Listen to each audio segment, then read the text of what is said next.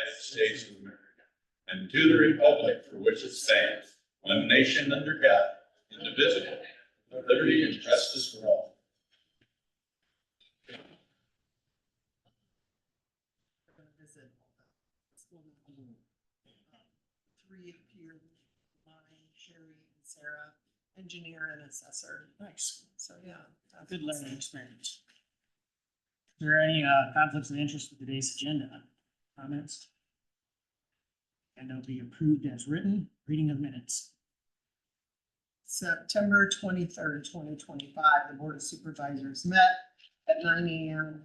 with Dave Mulbauer, chair presiding. Members present were Schultz, Mulbauer, Hayden, and Rosberg. Each member absent was Dozark. Minutes of the previous meeting were read and approved. On motion, the board recognized claims for public health and approved claims for all other departments. The board approved the resignation of Ruth Parker, full-time home health and hospice aide, scheduler, public health.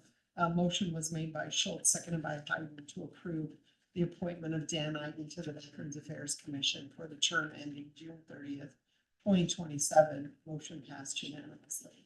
The board had a discussion about tax abatement. 851 13th Avenue South, Cody Moore Manufacturing Shop, property in the city limits. No action was taken at this time. On motion, duly seconded, board adjourned at 10:28 a.m. Agendas for the next meeting are posted and available at the courthouse on Friday. Next meeting. Any corrections or comments to the minutes? Hearing none, minutes will be approved as written.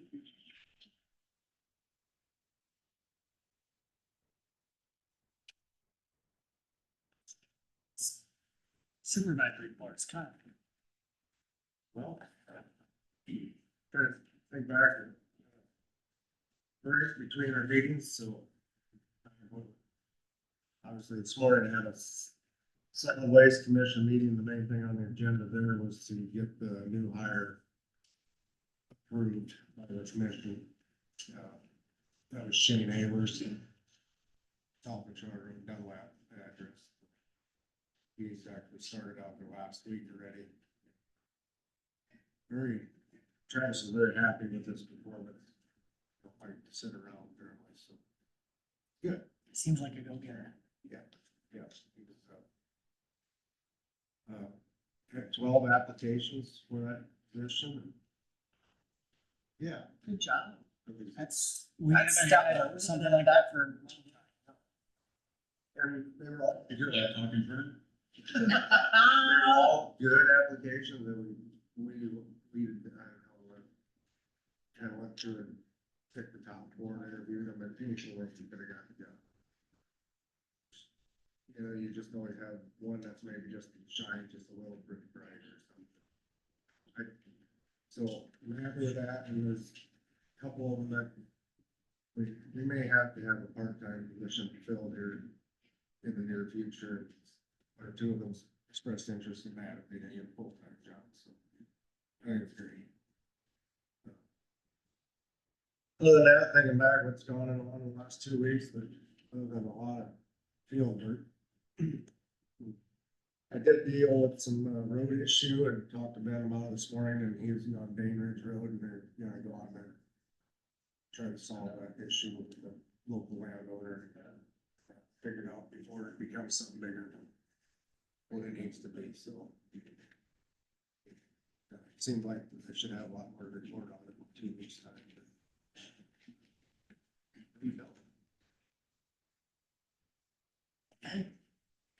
Craig will not be here this morning, you guys know. I did have last week, Thursday and Friday, our ISAC executive board meeting, and Carol set to be there because John Word was president, left it there. That's passing. It was a good meeting, went over a number of things, finances, events, LBC committee, priorities, objectives. We did talk about annual conference a little bit, and next year, the dates were booked when we normally have it. So we had to discuss whether to have it a week ahead, would have been during state fair. They thought about having it during state fair, and they could have maybe coincided with some events at the state fair. However, a number of us brought up, a lot of them, like my mind went to you, Ty, tied up with things at the state fair. The other thing brought up was potential just traffic, people. You know how hard it is to get a hotel room anyways. Even the block fills up so fast. So we decided to do it the week after, which is the beginning of school, which we typically have had as a challenge anyway, so we went the week later.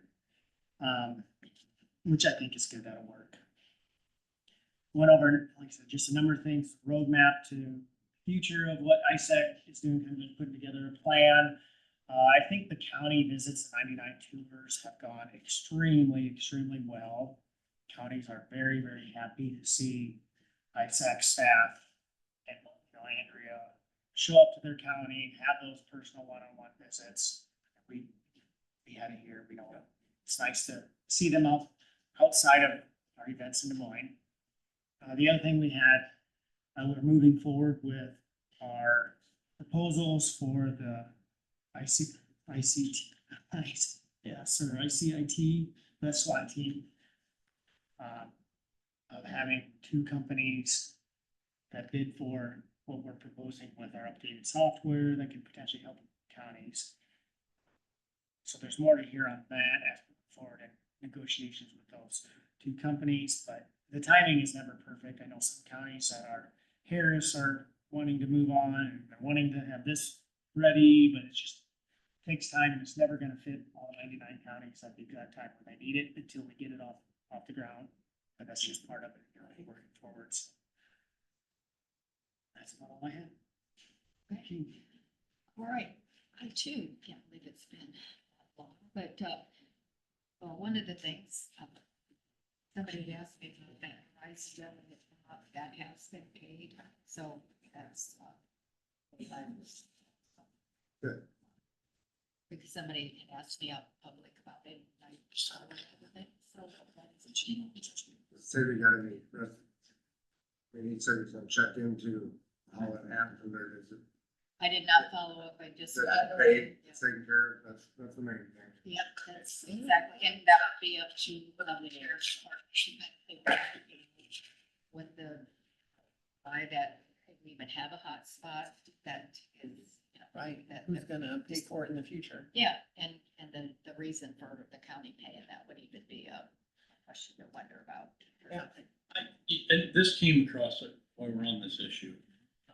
Maybe like when we do have an official that's gotta be in contact, with the county and they're doing travel, I mean, would that happen if you did a cruise to Alaska? Even a cruise somewhere, and we needed to contact them through emails, or it's imperative.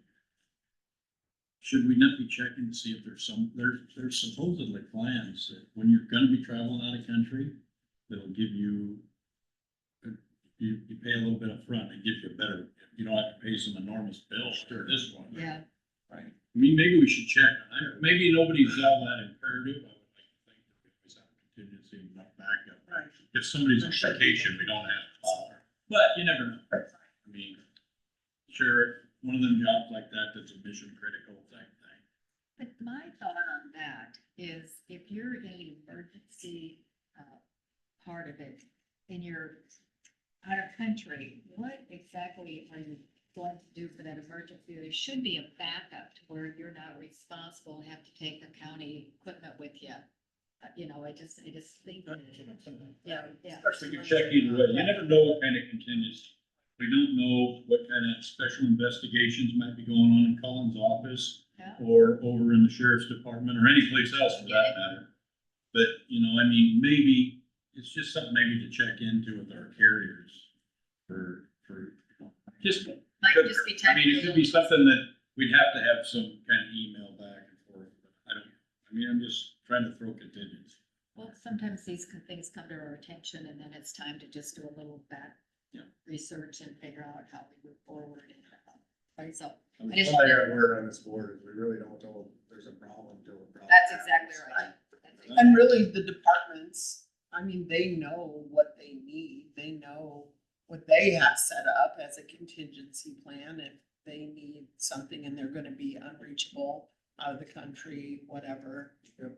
They should be able to figure that out. But if it's a contractor, so it works for us. That's not our responsibility because it is a contractor. There's- It absolutely is not. We I mean- usually- I mean, it's not, I don't know, it's just a good time to do some housekeeping and figure out, I mean, I guess, somewhere, so. I guess the one thing would be different with that is if that was 911's hotspot.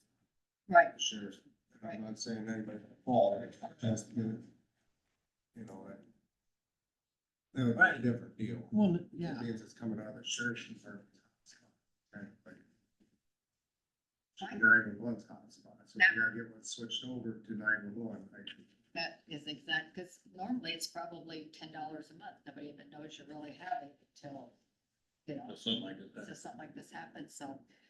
Yeah. But it's But been I'm resolved. glad it's taken care of. It's been resolved. Yeah.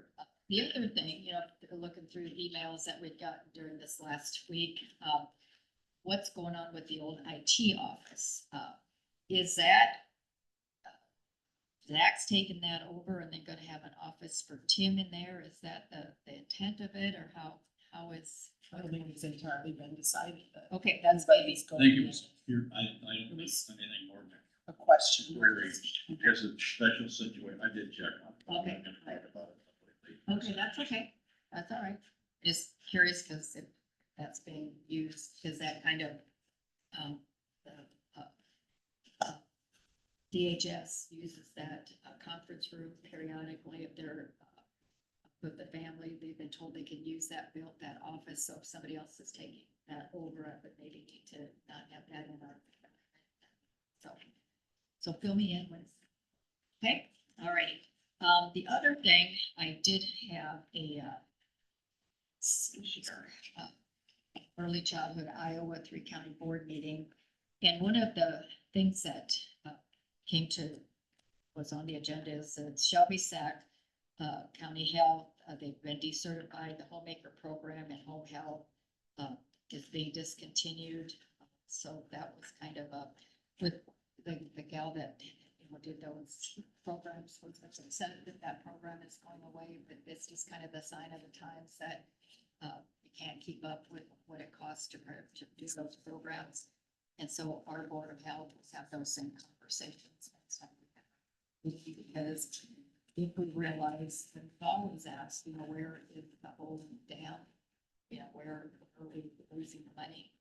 So with the new way that we're keeping track of that budget, it's easier to see. So just wanted to bring that up, that Shelby and SAC decided to decertify that, so. Did they say much about our state board meeting? Let's see, not a whole lot. We had $17,045 carried forward, which means we got a little bit extra. All right, it's been a couple weeks, so let me assess our leave. Not much was really decided. Yeah. Yeah, we did not already go into 7 districts. So yeah, that's just kind of on hold. And what's frustrating about it a little bit is we are on hold. We don't know what the future looks like in the board request does not include documentation of the boundary change in public forums and committees. Yeah, they still haven't gotten their advisory board selected. There's just a lot of things that are still out there. So. So I told Mary Winslow, director of BCI, and he said, well, some of the boards aren't spending their money and we need to have data, where they're at, their plans. I said, well, part of that is because they don't know the direction. Exactly, where is it going? But with the change, now that Kelly Garcia has stepped down and there'll be a new director of all things, that could all look different going down the road too, so stay tuned. I think I might have Caitlin come maybe next week and kind of give us an update on what things look like now that she's in full swing of running out of Waterby County, and see how Crawford County is doing. Tomorrow, I don't know if everybody who's all planning on going to this in Manila. That's tomorrow, from 10 to 2 for the veterans. Okay. I still think, to me, even we brought up Caitlin, it seems like our disability access points are the ones doing heavy lifting. We have not, primary care, I think they bit off more than they could Should we ask chew. them to come? Just show where they're at, they're not getting fully staffed. It's like, what are you doing? You're the one ASO now over mental health, and, you know, as a county, it's very concerning, we haven't heard it keep. I think, start with Caitlin to see if she can direct me who I would talk to there and just have maybe both of them come to see how. From the very beginning, what I care about the most is what's happening in Crawford County and how our people are being served, and it's mental health awareness November, I believe. I think it'll be a good time to get an update on how mental health in Crawford County is going, where their goals, if we've had some kind of an update. So I think that's, it's, I don't know, that's it, time, take it away. I guess we've got 2 weeks worth of coverage. We do. I didn't have a very busy week last week. We did have all right, it was kind of a combined, a little bit of talk about rural action. We've got the fly-in in November. I'm kind of keeping an eye on what the folks in Washington are up to right now, and hopefully there's somebody there. I already got all my stuff for going. You'll still get to meet with staffers and stuff.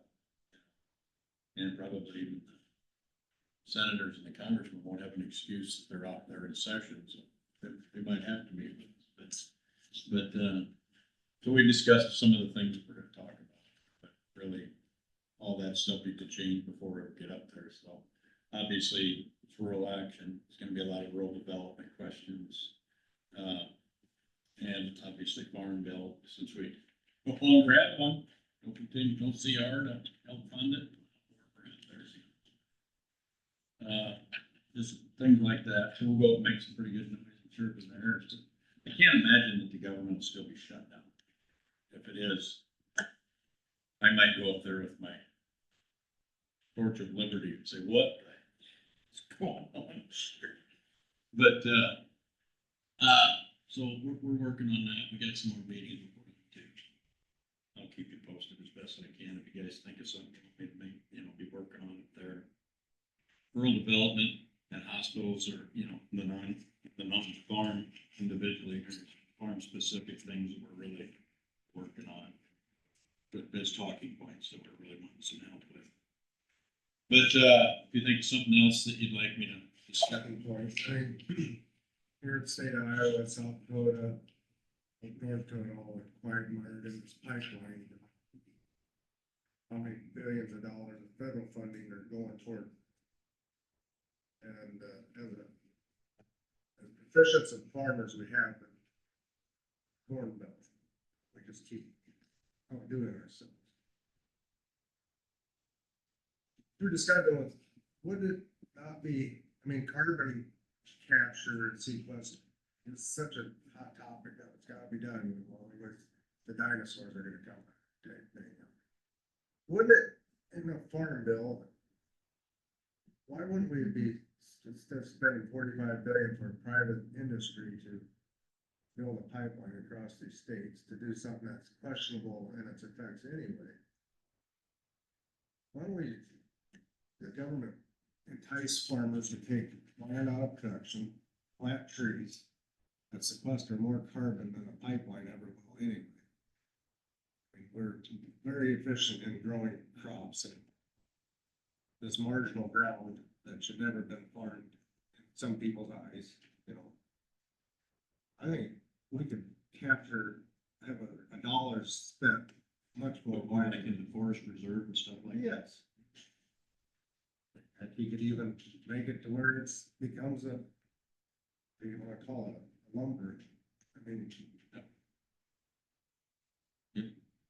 I think that'd be wiser spending our tax dollars, to accomplish something that's proven to be effective against carbon.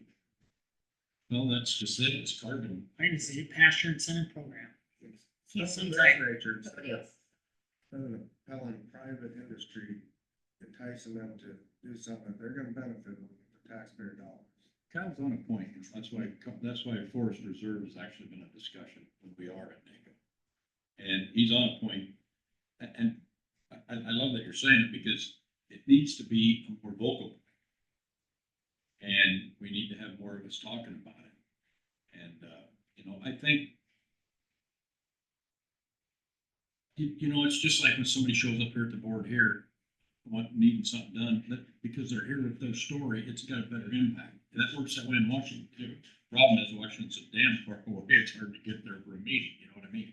I kind of question, since, Brazil, they're a big player Yeah, in the world market of they've green. been just robbing us of rainforest year after year. That's And when did the carbon become an issue? ding, ding, ding. When they started mowing the rainforest. That's right, sir. Correct. Now, how many thousands of acres they take out of the rainforest every year to increase production. Well, I'd love to have more rubber trees to get the price of tire. Those are the things that are just part of the global problem. It is. It's a global problem.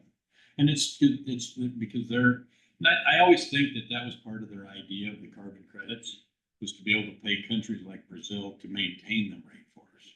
But, that's just another government program, basically enslaving Brazil. We'll keep paying you if you'll do what we want.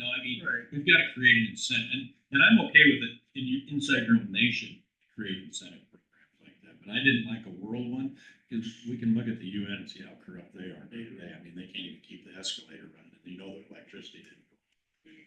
So I don't know as much as how that would affect a farm bill per se, is that you don't really need to subsidize farming if you limit the production of what the local markets. That would be itself. that would be a really long discussion, but it's something we should have.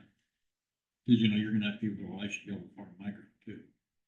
And so you might have to subsidize them to get them to go into like a reserve. I think the subsidized should be to incentivize, set aside ground or forest reserves or something of that nature.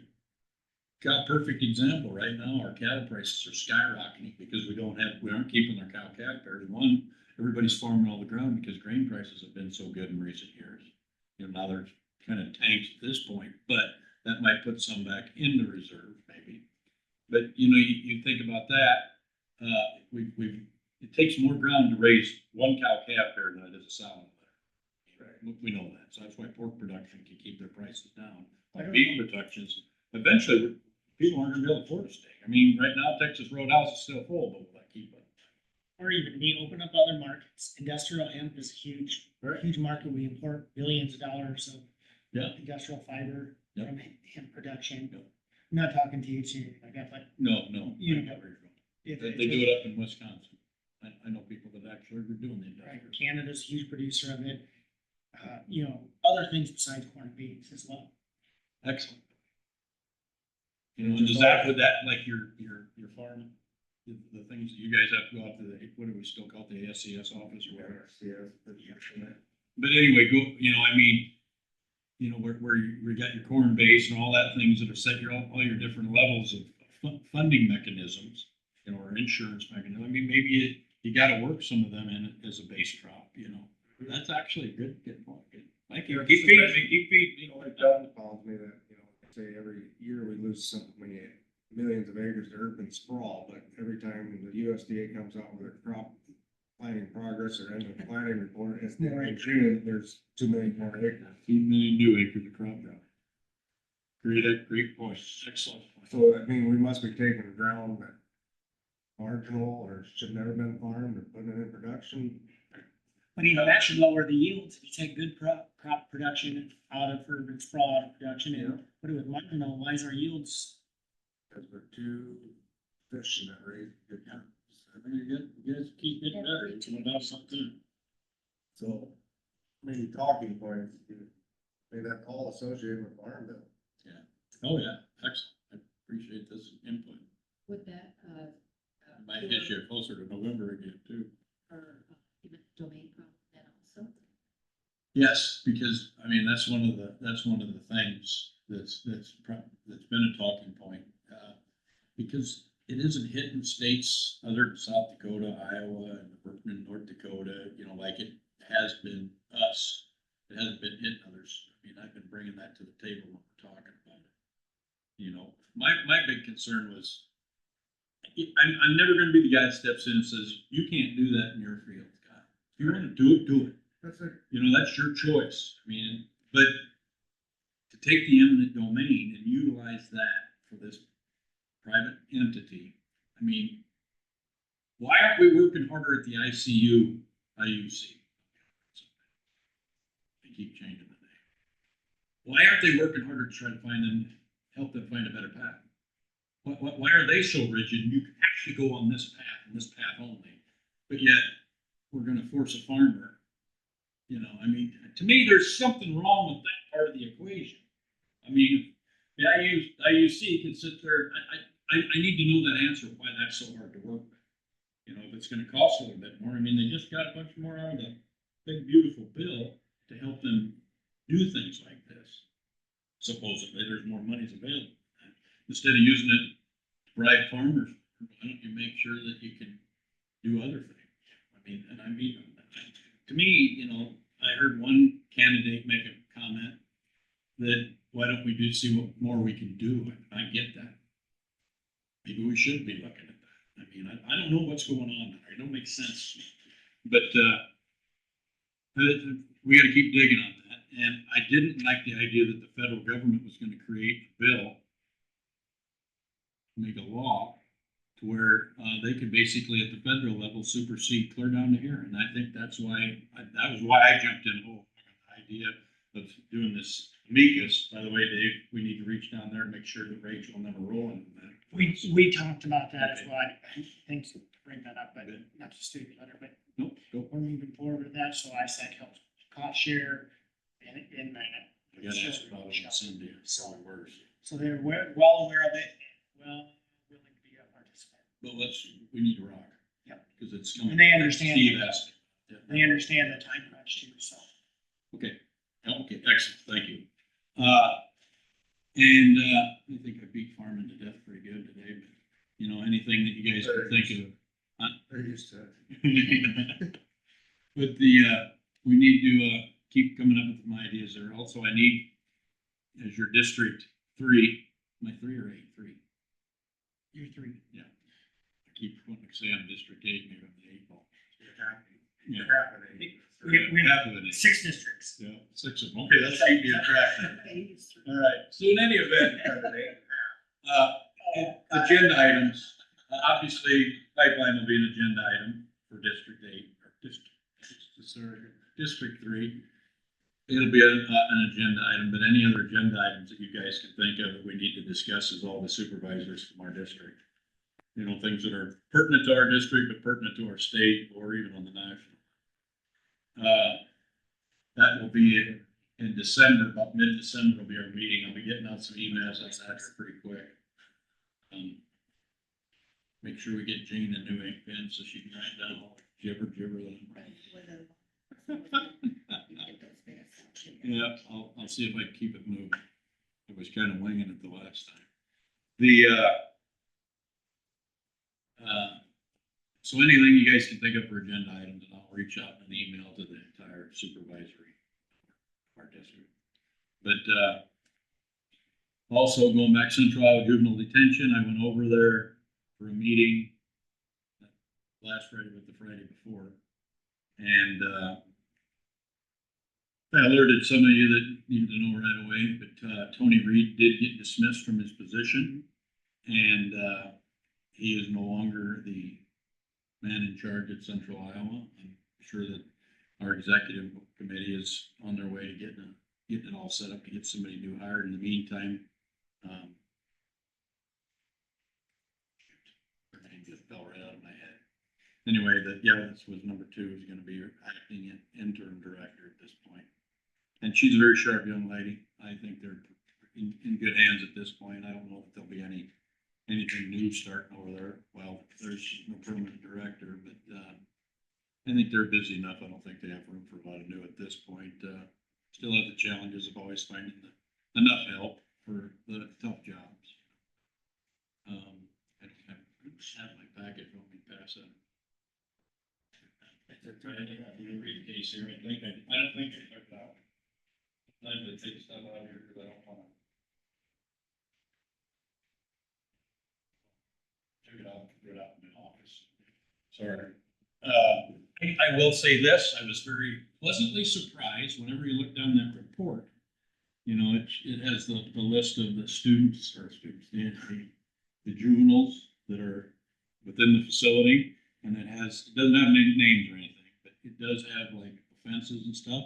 And I was really happy to not read murder on there anywhere this time. You know, I mean, and the list was shorter for a change. So that was kind of nice to see, or at least it looked shorter. Well, this time of year, up till like, well, October 1st, when the last school count date is. Yeah. They try to keep them in school so they get that $8,000 ahead. Yeah, I mean, this is true fact. is that right? So now it'll probably start going back up again, these numbers. Unfortunately. Yeah, that's a good point, Cal. I never even thought about something like that. Yeah. Well, let's hope that it doesn't go up with the bad numbers. I mean, little stupid stuff like shoplifting or something like that, which, you know, it's a crime. Shouldn't be stealing from people. It's even a commandment, but you know, at least it isn't murder, for goodness sake. Yeah. I think There's- that's the biggest there's- takeaway is the level of intensity of crimes that are in these places. Yeah. Nowadays compared to 20 years ago, it was the shoplifting and Yeah, the minor fighting. possession. yeah, MIP. That stuff don't even. Then I read, that's a dismissed charges. That's sad. True. So, anyway, over there though, as far as it goes, there'll be a process. Latifa and Bod and Lance, and then Kyle Stecker, that's our executive board. They keep us all pretty emails even flowing when they're up to something that we need to know about. And they're keeping us informed. I think we're gonna go back to where we're doing quarterly meetings instead of monthly. We'll see, or, you know, and I asked at that point, I said, well, I'd like to see the executive board be a little bit bigger.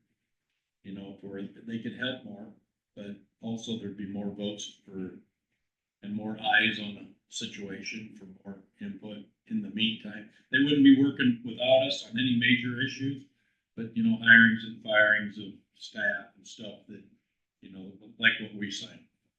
So maybe they could sign. So do they still, since we're kind of in limbo, or we did the resolution, recognizing not a member? Yeah, I didn't get a see that, so I have no idea what all was said about Tony, because I wasn't even in that closed session, because we aren't a member at this particular point. Phase 2 is happening as we speak, you know, the executive committee's kind of taking care of all of that stuff, and that's stuff that they have to do with the current membership.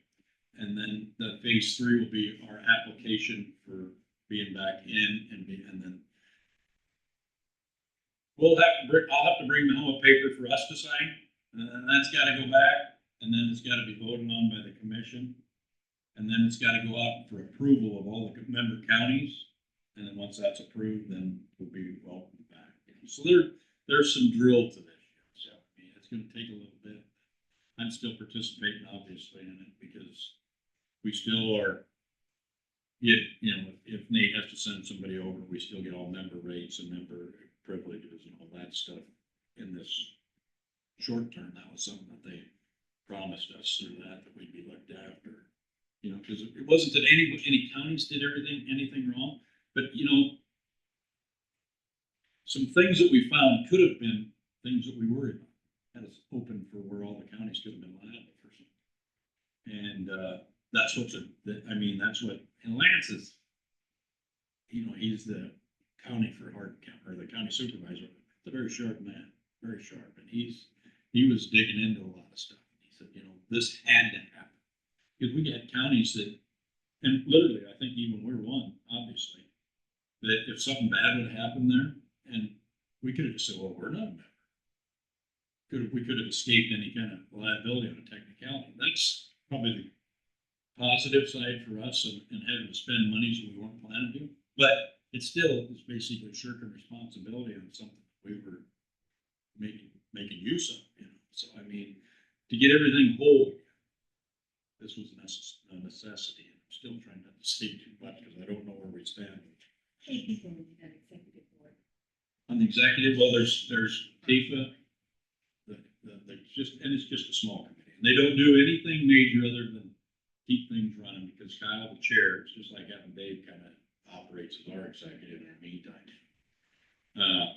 Kyle Stecker, Latifa, Castle.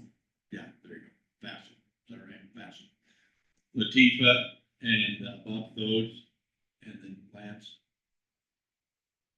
Starts with B. Okay, Anyway, so fine. yeah. Is that four? That's four. It's three and then the chair. But, and I don't think there's anybody else. I would always like to get, Ann McDonough on anything like that. She is from Dubuque, over Dubuque County. And I think she's a retired attorney. That lady is sharp as a knife. It'd be fun to have her on there because, but it'd be good to have her on there because they wouldn't miss any detail. Lady is amazing. But it's gonna, this is gonna be a little process, but it's gonna be a good thing. We're gonna have that all cleaned up, and I hope that makes that whole organization run smooth. Less conflict amongst the detention centers of the state. And Bob is a detail guy too. Leave him, Latifah's, she's always digging, that's just who she is. But Bob's also, he's an old retired law enforcement. He was city PD in Fort Dodge for a long time. And he's a detail guy. Right? He must have been an investigator because he likes to investigate. In any event, good crew that we have. Kyle's been doing a great job. He's actually sacrificed a lot of other things that he did because this has took so much of his time. But I think that, an applause will be necessary for him and that executive committee for all that. Sounds like that's been ongoing for quite a while. Yes. That's why I'm always kind of quiet when we Yeah. talk about Yeah. that. I don't know I don't want to say anything wrong. I think tough decisions had to be made. Yeah. That's always hard. But the way we thought it had to go. Yeah, the details matter in government because what encourages trust. And I don't know that anybody was really doing anything malicious. Like I said, I didn't get a list of this last closed session. I don't think anybody was doing anything malicious. But when you're not paying attention to the details, you leave the organization open for, especially in something like this, where there's so many juveniles. And in our litigious society, you gotta protect yourself, and you gotta protect, that commission is protecting taxpayers all across the state. I mean, everywhere from Dubuque to us. I think we might be the furthest. Oh, you get up to the top of the counties up there. I think We might be the furthest away. not paying attention to detail is huge. Yeah. And letting things that should have been taken care of slide under the rug. And it could be something, and literally in a situation like that, it could be lives. Could be, Could be. absolutely. So you gotta watch all the details. And I mean, I'm not saying that there was a lot of details in this, but any detail needs to be. And when it looks like they've been being missed, just, use apathy, but because it might be more, not necessarily apathy, but a lot of other things to worry about. Let's figure that out. That's an issue. But I'm sorry, that's not a very good excuse. And I think that, they do a lot of stuff over there. They've taken on a lot of different missions to try to help offset the cost of juvenile detention because Kyle can tell you, I'm sure that the Yes Center struggles constantly to keep the books working. I mean, there's a lot you have to do to take care of these juveniles and it don't come free. And the state does nuts. Once again, here's something where the state had a commitment to the system and, nobody's really there to stop them from cutting their budgets on these things. So we're left paying more. And, I think that was Tony's idea always in this whole time was to find other ways to help offset the cost of staff, give them more to do, that generates income for the center. So I don't think he was, there was any harm in that. That, to me, that was probably a positive that he did. I mean, that guy did a lot to build a better center. You know, I mean, that new wing that's over there is obviously better for the people that work there, plus the kids. But, there's a challenge. So anyway, that seems to be rolling forward. Very high speed, it's rolling. It sounds like the corrections are being made. Yeah. It might not be that easy to, find a replacement. You know what? It's a center with a lot of challenge, and we paid him a fair amount, Whatever. very fair amount. So I think there'll be people, and, you know, people that are there. There's three good people that were underneath him, right underneath him, worked. They're actually pretty sharp. Houston. Anyway, I don't see them guys enough to remember. Just to provoke within if you can. Yeah, well, you know, I mean, you do, you know, this is one of them times where you might need a little bit of a culture change. But some of the culture there was actually the ones that were alerting the commission to the issues that they were nervous about. So, you know, there's some really good people. And I don't think I said too much. So I'll try to reach out. Thank you. That's right, keep it in. All right, you're up. You imagine? Yeah, I got the group there.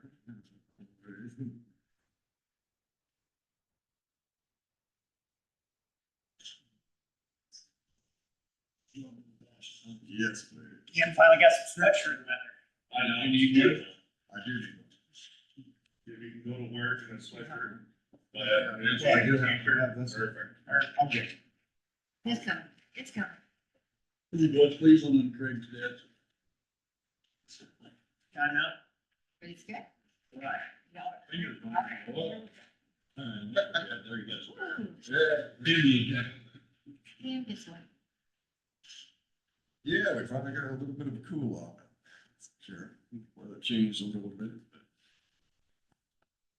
But to begin, utilities, just a couple of utilities, one belt, plowing a little bit of fiber on 400th Street, just on the west side of the between M and Avenue, just connecting to two handles.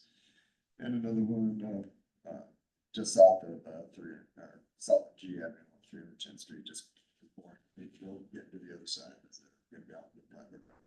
So, just make aware of those. The project over in Vale, we have our bridge deck board since the last time we talked. That all went well. It just no issues whatsoever during borehole testing in concrete. It looks like Can I have a good time. How do we test that? You know, like you guys, you know, you casing boards out there when we're doing things. How do you just sample the concrete and test it? What we do when they're formed, we sample for air and slip. And we make some beams so we know that it's reached maturity or structural strength to be able to get out on it. Like today, they'll break a beam this morning. Okay. To make sure that you've got the structural strength to be able to back the concrete truck onto the pavement where they want to pour their side rails. If it doesn't, They got a device that basically busts that. It tells you how much pressure it was stood. right. We actually grabbed, we usually make 6-inch beams. It's just a solid beam of concrete. We slowly apply pressure to it. Beam breaker down there. We apply pressure to it, and whatever breaks that, that's what it is. So we don't want to break it too early, because if you do, then you got one other beam to make it for a chance. And if that doesn't break, with the strength, you break it too early, then you got to wait full X number of days for maturity, which I think is 28 days. So they'll want to give it all the chance they can before they get out on it to make sure that their beams are going to break. Just out of curiosity, would you say is that you or your team, or is it somebody that comes in from other stations or curious? To do the test. Right, right, No, that's us. Casey, and, well, we had a number of us, myself, Casey, Brent, he does the plant monitoring, they got their certifications in because he wanted to.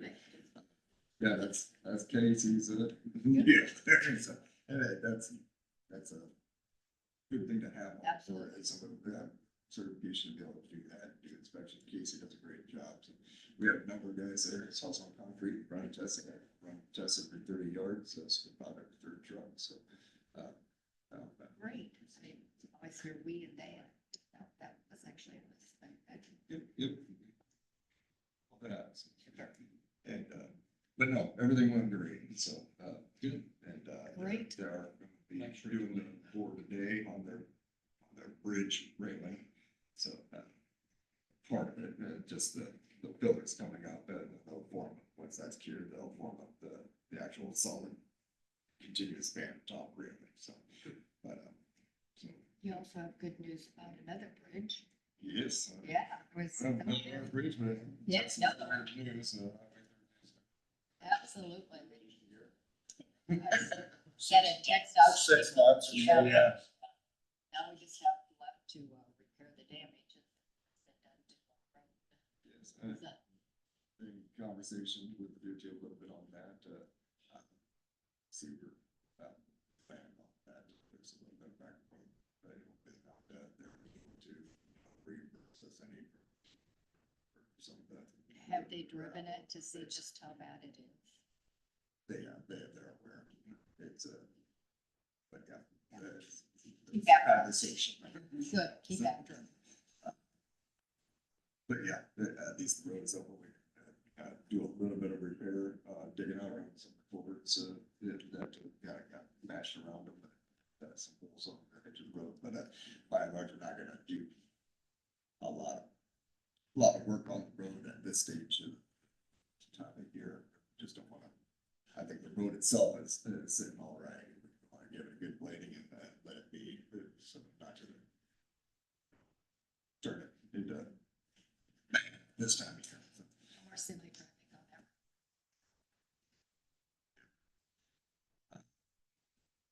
let's see. Our great group. I think they'll finish up this week up on J. On 70th. They're gonna go from there. They're gonna move over to 230th Street, a level B road.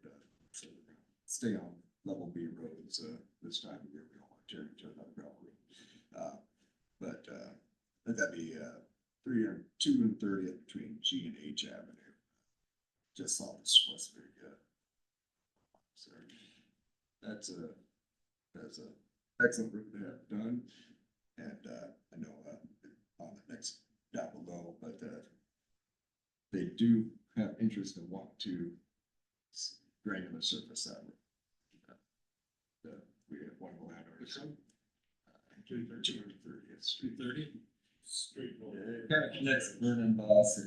Instead of taking the last one, it's 59 to go straight north. Oh, sure. So. And that would provide basically continuous gravel surface road from Vernon all the way from Highway 39, all the way up Vernon Boss, all the way up to E16.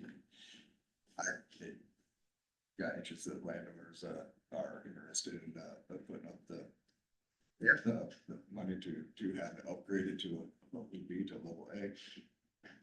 In my opinion, it's always a great idea. If we're gonna grade these roads, I'd love to see it gravel. That's for G to H.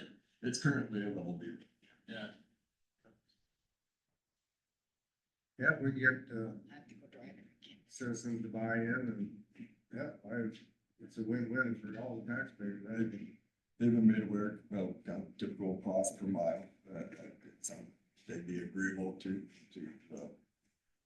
putting up the investment into having that upgraded, it's something that we could do. So, like I said, any of these level B roads that we do, love to see it, so gravel, it just keeps them from degrading then in another 20, 30 years.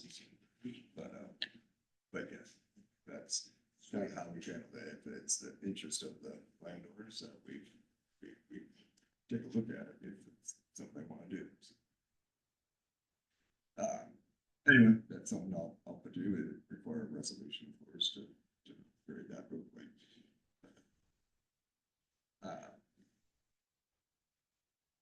The talks with the health materials there, on, some additional gravel. I know Paul, before he had retired, he did come trim it, with, strap gravel, 70,000 ton of gravel. Typically, we go through about 120,000 ton of gravel annually, during our gravel. That's 10% blend.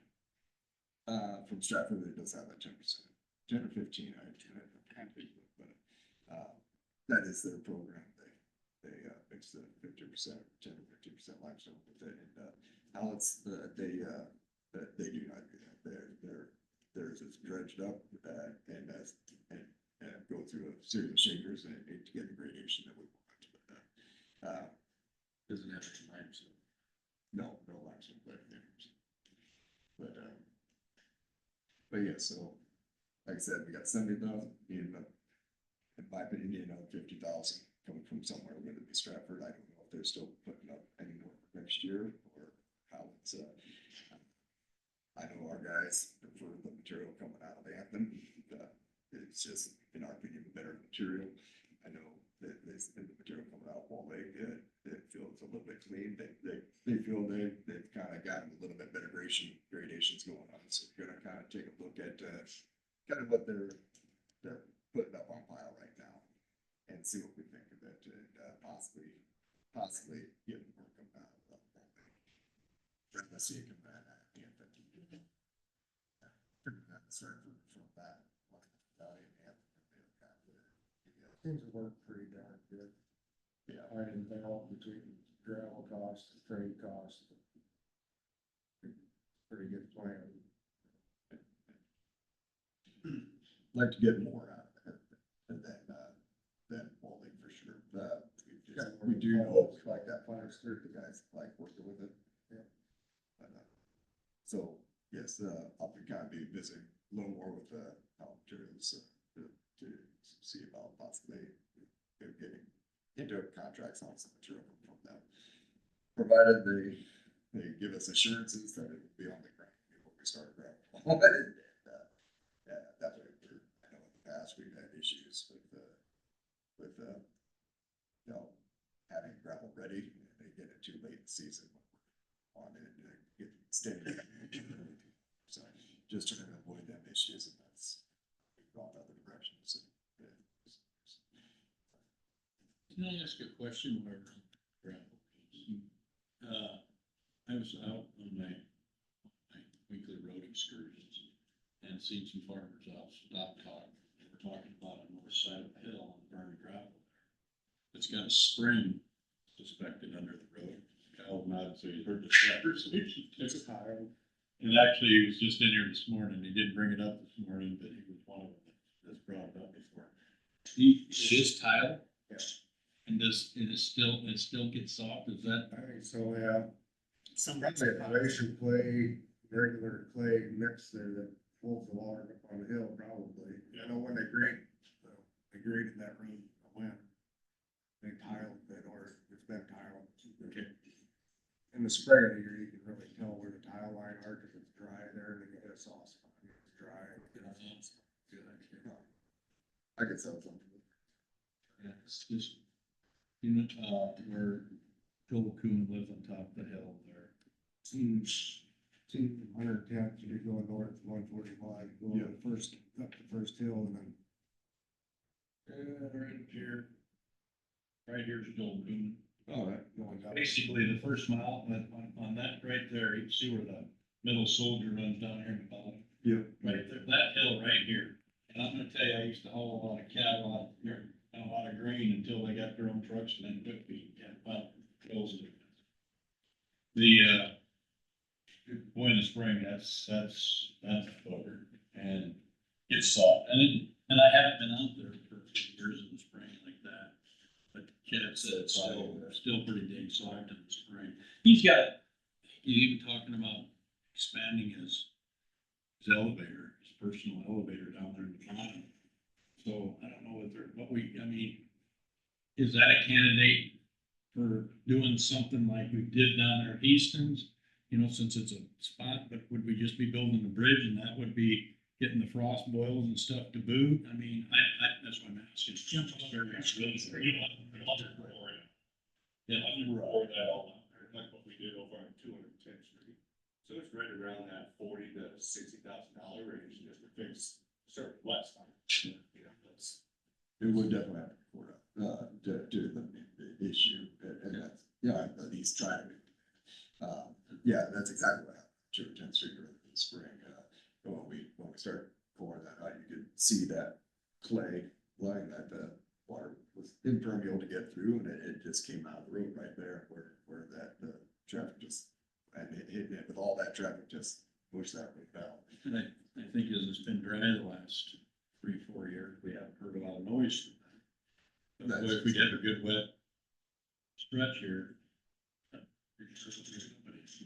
Yeah. But something we can definitely look at addressing it.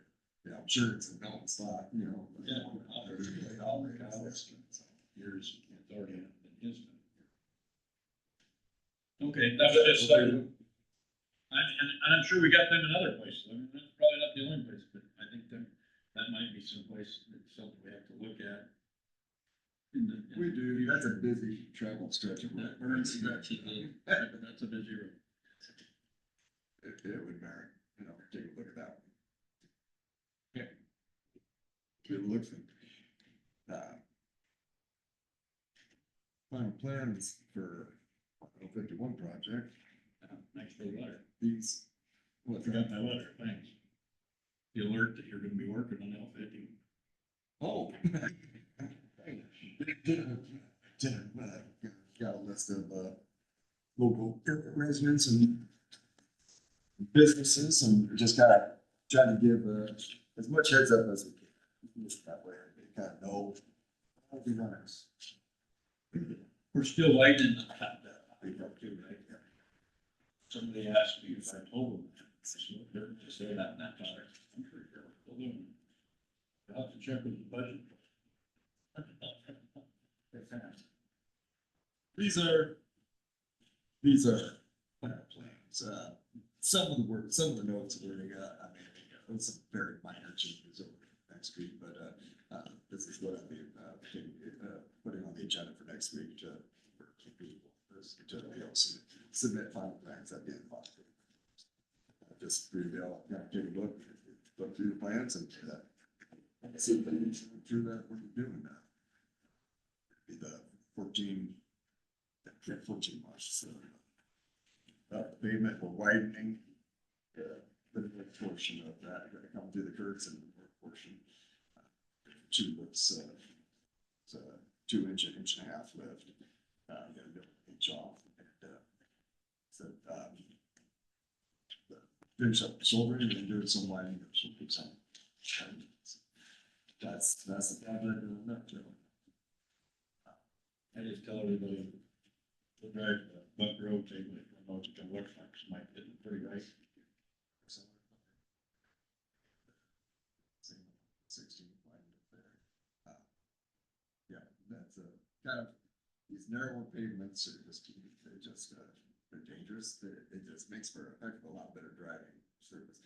We're not widening the entirety of it, just funding reasons, and, but, eventually the south part of that, we'll be able to like that as well. So, Yeah, it'd be nice, I even had one of my trucks mix up with a big sprayer.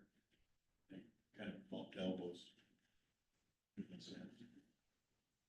Initially, we were just gonna do, a little bit, just do the widening and just a single lift on it, but, we kind of tore into it, a couple years back, doing some patching, the substructure of the existing pavement. Just felt we needed another lift on that to give it some additional structure, try and keep that a little better. So, but yeah, that's what we are going on. So, Little spend now, better odds than later. yep. A little extra spend. And it needs it, it's narrow. It's a cheap, like I said, it'll just, the bigger question is, That's no fun. you know, then our pots use you know, we're 102 wide, so that our stretch, you know, you use every bit or every inch of that lane. It'd be something that's a little wider. It's not pretty.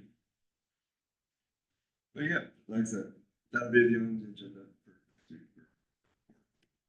Plans, get them submitted here on the 21st for. To schedule the January letting, schedule. See what we get for bids.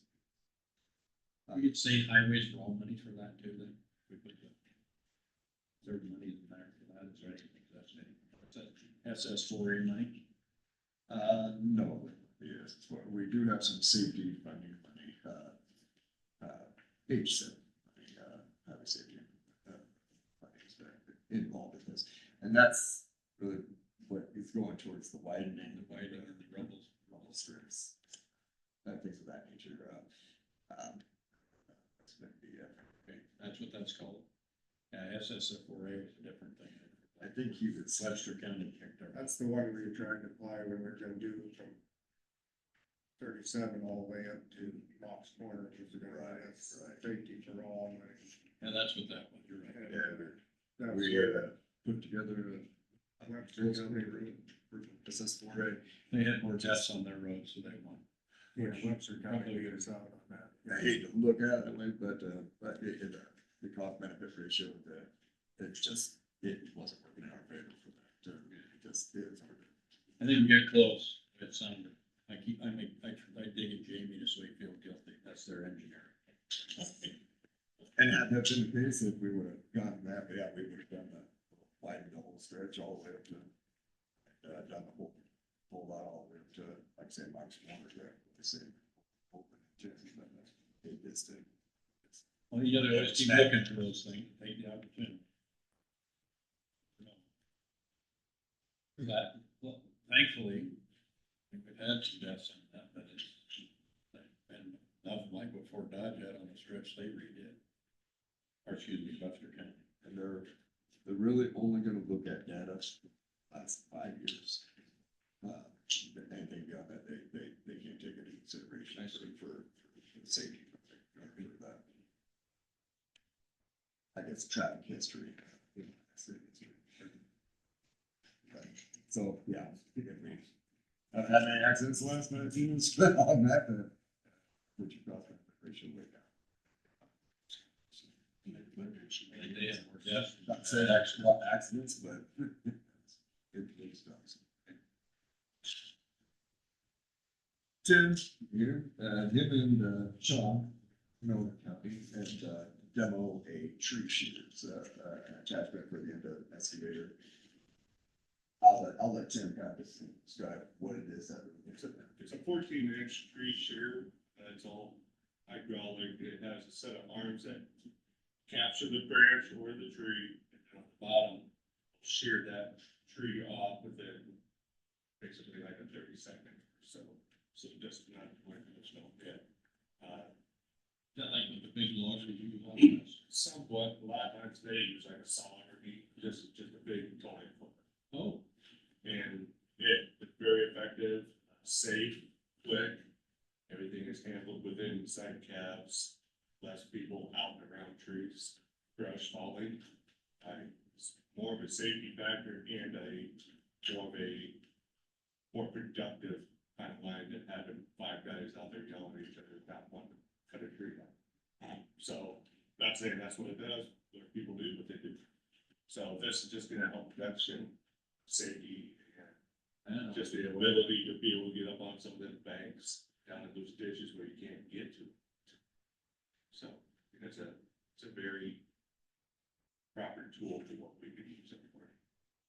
We got a lot of trees out, and to address them, I feel this would be an excellent tool, resource to be able to address a lot. so that's something that interchanges on the excavator we already have. Yeah, It's just the clamp, that's just the attachment at the end of the year. It's just an attachment, a shear attachment at the end of our excavator. You cut it, grab it, put it right in the truck. It would save a lot of man hours. Not really man hours, but we get a lot more done, because there's still gonna be guys out there with chainsaws, but you're eliminating. Start getting limiting that the exposure. Getting more of that. limit the exposure to man out there, I mean, they're injured. A lot of times if it's a little bit bigger than what that piece of equipment can handle, basically live it out, all you got is a tree trunk, that's all they're gonna cut down. Way safer than anything up above their heads. You can even take that tree trunk down so far, it's big, or it isn't as big, so you're right. Yeah. What's the cost on it? About 28,000, I believe. Oh, really? They do have, well, a 14 inch, they have a 14 inch and a 16 inch. The 16 inch, that price about doubles. Oh, really? Not quite Zero doubles, to but, 28. I think, 14 inch are suffice for a lot of big guys. And, like I said, this is something that you put on the estimator, put on the end of a vial, where you got a lot of trees to contend with, and let it have that. You know, it's not gonna eliminate guys having to get out there with chainsaws by any means, but, Are you want to add this or get this fall? I think so, yes. We'd love to be able to say, they do have a bit of a sale on this 14 inch one. Now, they don't have it on the 16 inch. We'd like to get the guys going on it as soon as possible, if we can. It's something that we could even kind of work with conservation, they need to do something to that, if that would help it for conservation. Technically, yes, If necessary. if necessary. That's in your budget. We do have some, budget for equipment, for some items, like I said, I know we're looking at this, we'd like to look at, possibly, trading off one of the dozers, you know, we're still kind of pumping that around, trading off one of the bigger dozers and getting a smaller, more versatile T5 dozer, goes to RP6. For the bridge crew. It can be an all-around builder, it'd still be used on a grading crew, but bridge crew, it's more versatile for them to be able to use as well. It's, as we see a little less of this, grading going on, looking at machinery that can be used in more. Which arenas and he can. But you got, it sounds like you got room in your budget to prioritize certain equipment, so. Yeah, the dozer is something that I think you're looking at, pay for partially, at least, in, 2027. But like I said, some we're still hashing around that, they got good trade-in numbers, they're talking possibly 80,000 for the existing dozer, I believe they're talking maybe somewhere in the neighborhood of 150 for a D5. Good chunk of it towards that, trade-in. Again, those are estimated. This tree shooter thing is a good deal. Now we got plenty of these. I just thought, well, fuel side workman's comp or electric, I wish they do that more. I mean, anytime we can take 28,000 and limit our exposure to workman's comp, I think it's a pretty good trade. I think one workman's comp might eat that up in big short order, so sure. Would that help with our bond factor if we, let Holmes Murphy know that we purchased equipment that helps with safety? Holmes and Murphy doesn't. Or not, issue with. I'm sorry, IMWC. INWC, thank you. Yeah, no problem. I guess I'm not certain on that, what affects that. Yeah, but I think We'd have to ask them. A little bit helps in savings. I guess in my opinion, it eliminates a lot of cutting by the guys, they're still gonna be out there with chainsaws, but this, you're just gonna get that much more done. It's just take all the limbs and stuff, nice stuff off of the big tree. That too. All that big tree, well, that's a big deal. Not putting a guy in a bucket truck, it's a, it reach a lot of it for something like this. That's actually a big deal. Has it, how long have they had it, I mean, is its maintenance? So, no, all that no, thing? you've had one for 20 years, just now kind of working on this. The one that we're using, the one that we looked at was up in Woodbury County, and very efficient. I think I cut down 4 trees in about 15 minutes with them. They were probably about 12 to 14 inches. thick. Sounds like a man. And like 40, 50 foot tall, say just snip it, lay it down so it's still big enough. Very simple. And safe, because, foreman, we're not the smartest, we all just park in the way when somebody's doing something. So when you're working on this, we're going down and everybody was just standing around here and everybody felt comfortable, which they shouldn't have, but, that's just foreman. So, It's very, very, very safe. Very, very safe. That's- Sounds like a good deal. I think that's, Something we would consider. actually, Be agreeable. Yeah, if you got money in your budget. I actually had, my wife scolded me, I was like trimming along my riverbank. And literally out there beside of the bank and fell down the hill with a chainsaw running. And that's it, call somebody to do that. Somebody in a truck, and so I did. And she complained to me about that. But at least I'm still alive. So this would have to say that, and I bring it up because that's the kind of situation you were talking about. Where you're on the side of the hill and trying to keep your footing, and the saws get jammed up because the tree starts to lean in. I do like the ability to have control. Yeah, like say you're clamping on that branch and you have control of it. You Yeah. know where it's at. It's not been flowing, you got. It's a, Sorry. I take a piece of. That's a good But yeah, protection. You're welcome. And your last item? that's it. I don't use that. That's kind of a little bit of a cost comparison analysis of the, you know, regular limestone, maintenance versus,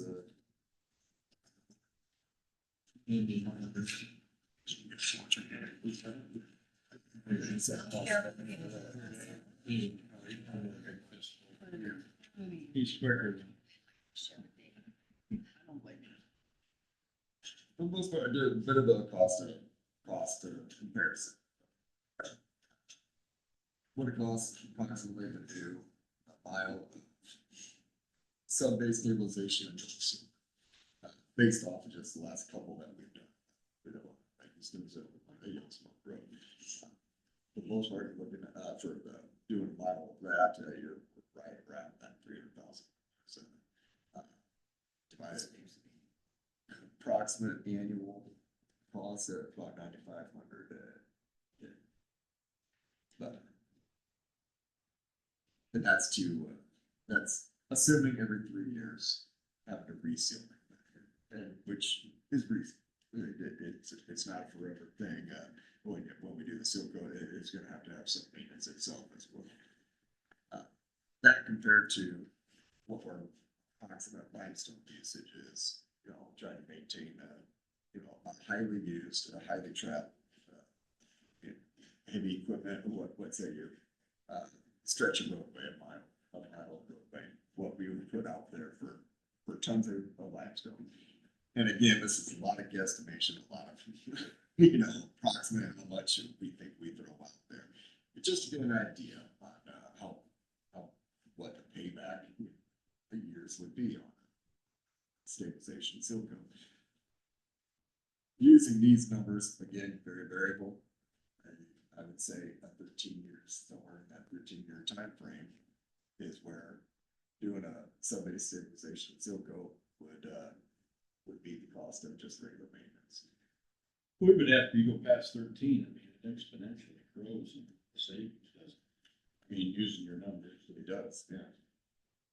And I mean, if you, And that's assuming these stabilizations last that, we made some out there for a few years, we don't have that knowledge of how long these things will last, to be able to, use, And you're not even something figuring that's it in daily blading or whatever.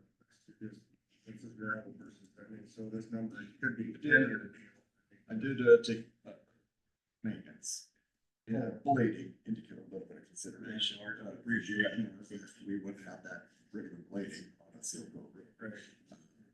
But for the most part, the cost is gonna be the cost of the material and, just to give you an idea, But until you you're put- curious, Pen to paper, and notes data. I mean, it's just good to know. It is. It is, Gives you an idea where we're at with cost comparison. I hate to give you any more work, but it would have also been nice, like some of them, like where we're talking about the road down here that the high school uses so much. Where we're doing the gradation sampling, test bed right now. If you went to a asphalt overlay on that, how many inches, I don't know. But, I mean, that's actually gonna reduce your having to put more seal coats on, obviously, so I mean, that might have a little bit higher cost, but did that in the overall, really long term, that might even be a better cost savings. Possibly. On a road like that, there's basically heavy traffic every day. Like, That is one of those things where I would really like to see how long these base stabilizations, you know, stay put, and then, go into place without requiring any kind of, having to be redone. If it holds out that 13 years, it'd be a great thing. Start putting asphalt on top of something that we just don't fit, it's gonna fall apart after 5, 7 years, and that might be a little bit of a bad idea. So, But there's a lot of variables that search and roadway probably would cost as much as limestone to do the seal or the stabilization. We did a ton with like I said, I stayed put a ton of limestone out there. It probably wouldn't require us to put any limestone out there. We just, it's in the cement, with what's existing, so, there'd be significant savings there. But do you think that like underneath the seal coat, the pressure and the weight of the vehicles, even that limestone under there that's inside the concrete mixture, you think that's still crushing? Pressure, I think you're still got as much, it's probably still- not as much destruction, but, limestone turns to powder eventually, that's why it disappeared. It's still gonna, the impact of the loads, the continuous loads across it are still gonna, that stabilization, it's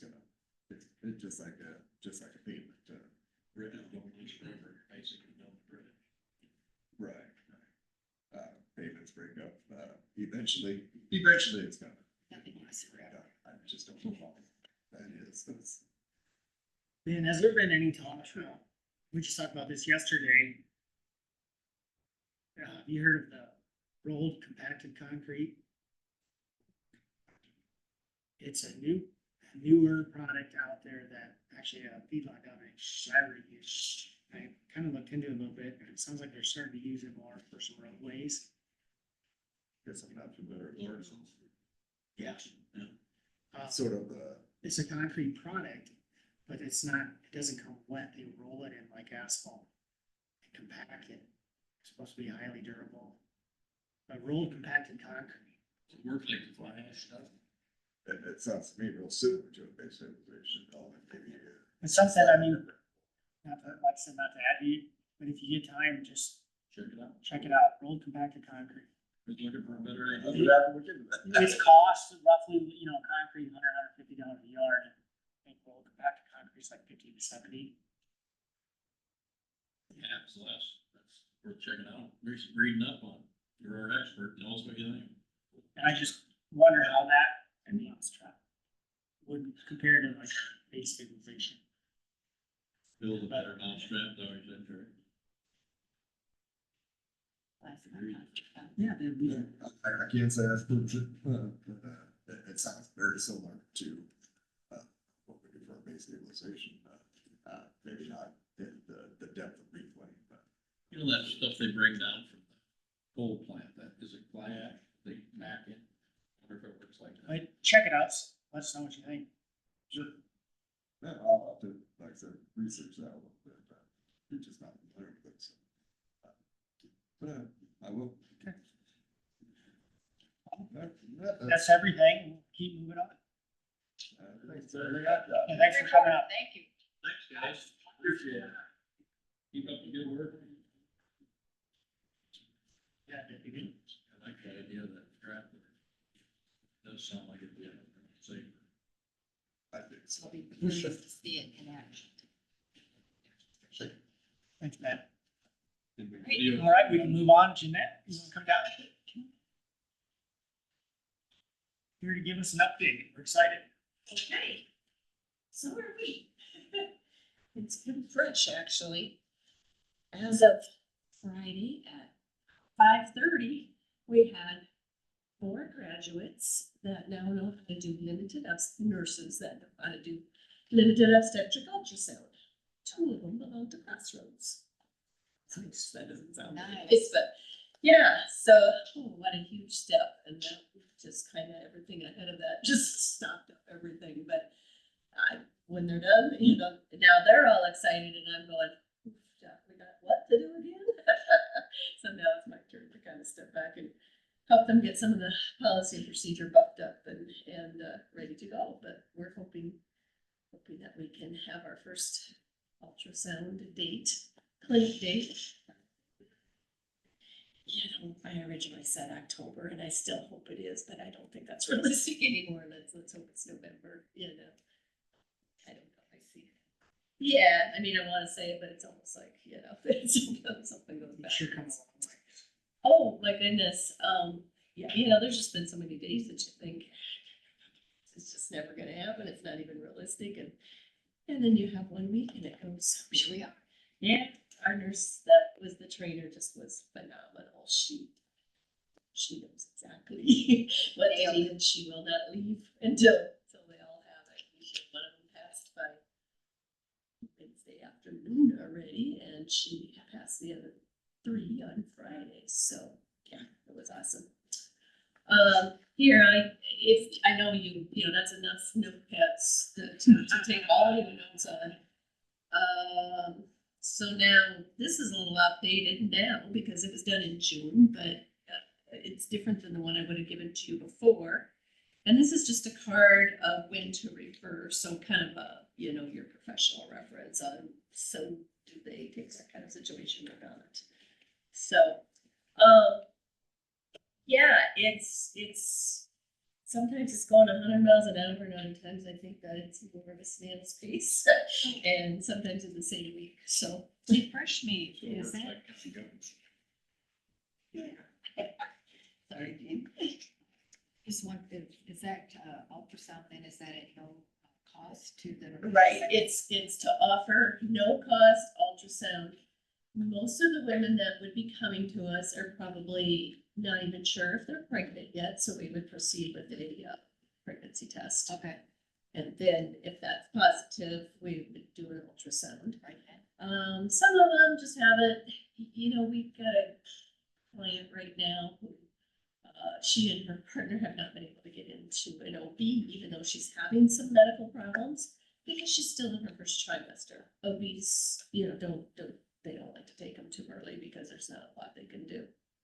It's really frustrating for us because we need to make sure to get them into ultrasound, or I'm sorry, into a doctor, into, you know, prenatal care, and we'll ride them like crazy until we know, because we don't want them to take us as OB care, right? We are not doing any obstetric prenatal care. It's other than encouragement. First, they keep you first to with the counseling side of it then? Yeah, that couple, they took 12 home pregnancy tests because they were a little anxious about it. They were totally overwhelmed by the circumstances, mostly financial for them. They're capable, in my opinion. They'll do very well. They know that they want to parent the baby, so a lot of that tougher homework on my end is done. But they're just scared to death. I mean, he keeps saying this was not in our 10-year plan. I try not to laugh because it's like, yeah, but yeah, it's just seeing them through. We helped them out with some used baby items, and they were just hilariously happy. Is it because they don't have insurance that they can't get in to see an OB? They do have insurance, but OB docs do not want to see them until they're in their second trimester. So they're basically on hold. They're waiting for this, you know, a doctor's call. I know, and I've told them multiple times, you're not gonna get a call until you're just right at your your second trimester. And they just look at me with like a tear to the head, especially because she's been having some problems. Gotta go through morning sickness on your own. She sure does. Yeah, but it's more than mornings. I mean, they've had the flu, and you know, so we're doing our best to kind of sort that out without making recommendations, because that is not what we do. You know, I read a real interesting article. It was about ultrasound. And a young gal went into, it sounded like it was a clinic, like similar to what you guys do. And she had a lot of people talking to her about, you know, aborting the baby and stuff. It's gonna be all these challenges. And when they went into that, you know, the clinic or whatever it was, I don't remember for sure. It's been since I read it, but when they asked her, would you like to hear your baby's heartbeat? Those words right there sealed the mother. Mhm. And then she heard that heartbeat and it just changed her world. And she said, I have the most beautiful 14-year-old son, thanks to that ultrasound. So, I mean, what you're doing there makes a difference. You know, just about all these gals is a repeat of exactly that affirmation. I had one that had already been to an OB doc, because she had a heart condition. She did get in early. She had an ultrasound done before, but she was more worried about how am I gonna do this? And so she came to us with her mom. And she just by about the end of, I think we talked maybe an hour and a half, and she just kind of was looking around the room. She says, you know, I had an ultrasound done and I seen that baby moving in there and I seen the heartbeat and I knew that I wanted to raise this baby. I didn't have a doubt about that. She says, now I know I can raise this baby. And I just had chills from head to toe because I did nothing other than help her hook up with a few landlords that I trusted for where she was going to school. I just like, I think I got somebody who knows somebody who knows somebody. That's exactly what it was. And that's all I did. That's all I did because she was out of town. She didn't even come back and she went to school.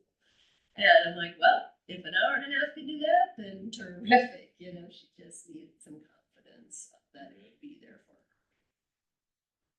Yeah, they're all that way. I most, you know, sometimes we'll have the ones that are undecided about what to do, if they're gonna, you know, carry the pregnancy or not. But most of the time, if they come in our doors, they're looking for a reason to a parent. So I don't want to say that across the board because I certainly want to give those kind the time that they need to just think and help them think through what the next steps would be. But usually they're making a decision because of an immediate crisis and those circumstances will change over the next months, you know.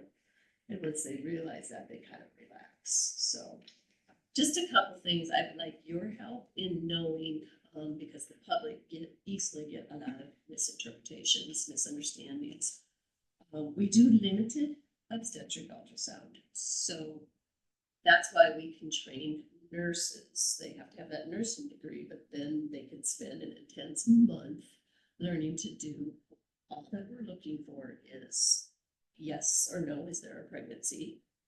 Is it viable? Is it thriving? And one or two, we had two sets of twins last week, which was just it was so fun. One was further along and the other was early.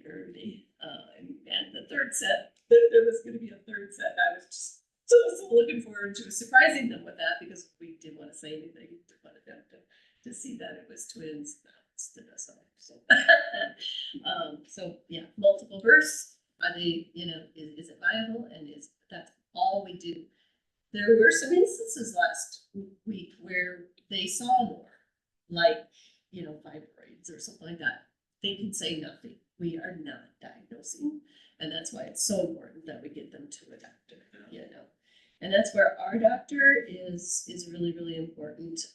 Our medical doctor, well, actually, he changed his mind after last week. He's going to try to be on site on the days that we do our clinics because of those immediate referrals, you know. The one gal that's been sick a lot, he's like, yeah, it's kind of a gray line. He says, I'm not especially worried, but I don't want to make that call. I'd like her to be seen. Well, then, you know, that's the most convincing argument is for him to say so. Yeah. So, you know, we'll have to work with that a little bit, but yeah, we do not do prenatal care. We do prenatal coaching, we do prenatal encouragement, we do, you know, prenatal parenting preparation, and financially, we have nothing to give them, but they don't seem to know that because we hook them up with, you know, whatever we can. It's like that's How to steer them in the right direction. yeah.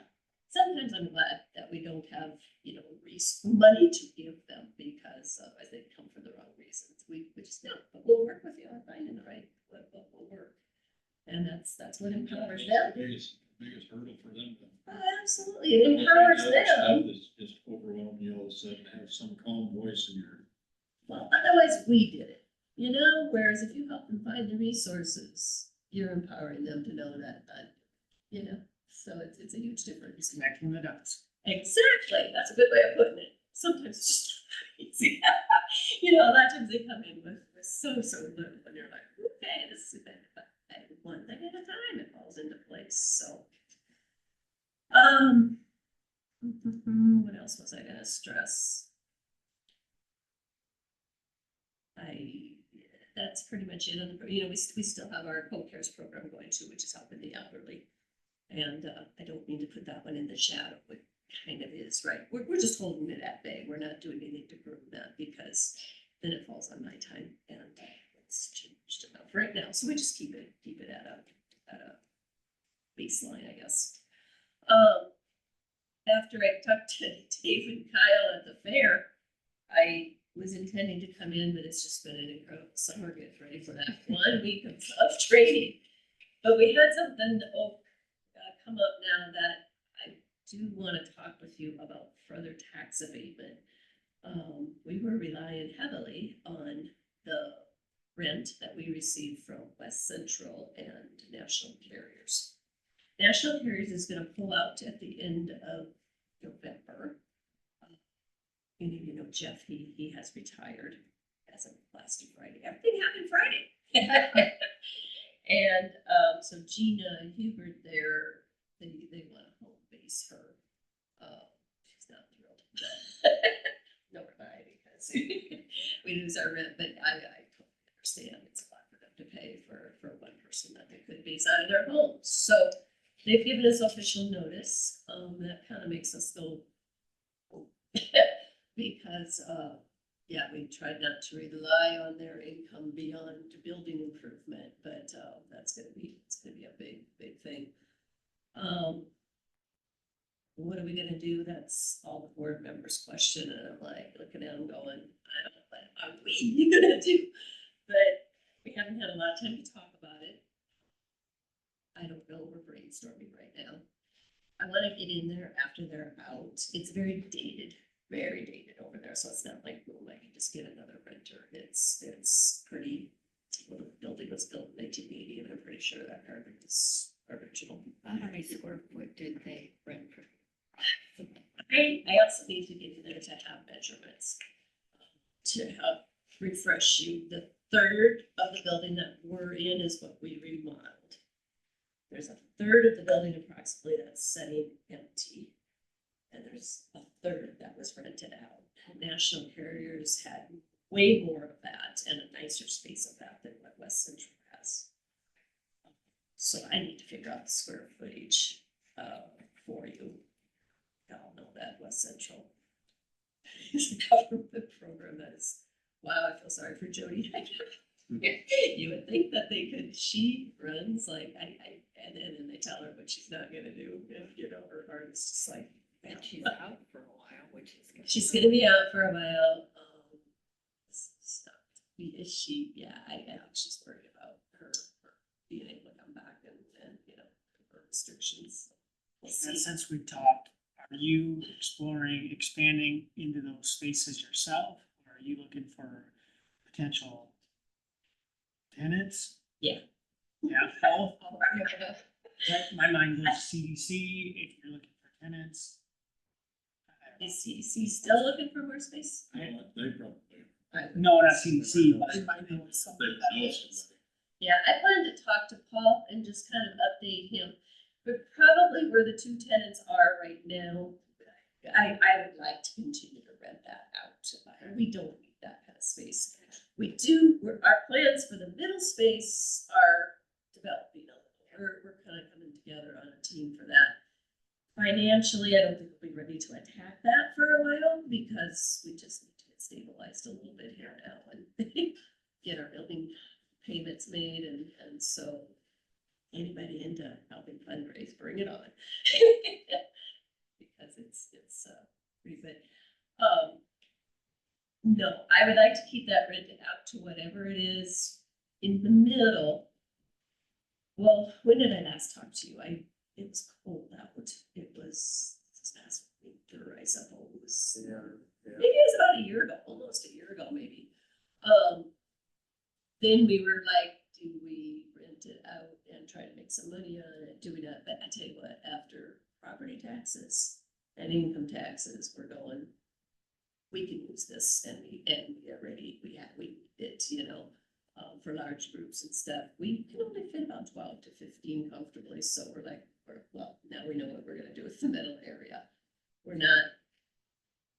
We haven't reached our final answer on that, just because we haven't made a vote on it. We've been taking care of this ultrasound stuff, but that's the way we're leaning, is how we use it ourselves. There's a little bit of space in there, we can still rent out without needing that, but it'll be like a large group area. The barrier to proceeding with that, even just using it as it is we need doors. We need doors into that area so they don't have to come through our area. It kind of makes a difference with what we do. So if you guys can, if you can help us out further now that National Curious is pulling out until we could make a well thought out decision, that would be huge help. We literally would have to do, well, to pay the taxes on just the middle third, we would have to do several fundraisers just to pay the taxes, so it's like kind of a no-brainer. And now without national carriers, it's the same thing. It's like, well, then that would be yet another one. Well, more than that, because an annual amount of rent, so. Then how your head with those taxes are annually. Just if you don't, that's fine. I meant to have all my numbers in my head, but numbers don't stick in my head. We can You get it needed it. another time. I would say, this is our, the recent statement. That's still pretty good help for us to cover on a third of the building. I know I sounded grateful for that, because we strongly believe in carrying our weight, but we also believe we carry our weight in the service that we provide and getting young people back out there and we're getting functional and happy. Good, close to what you paid for it. Is the assessed value close to what you paid for it? No. It's, well, we paid for.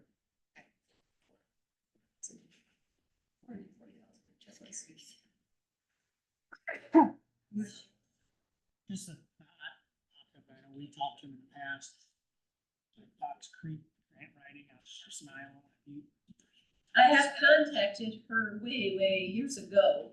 I was very impressed by her, but was like, we weren't sure where we were starting yet. I think I did talk to her after last time I was here, or within the last year I talked to her. I'm not sure if it triggered from here or not. And they're so overwhelmed. They've created a monster.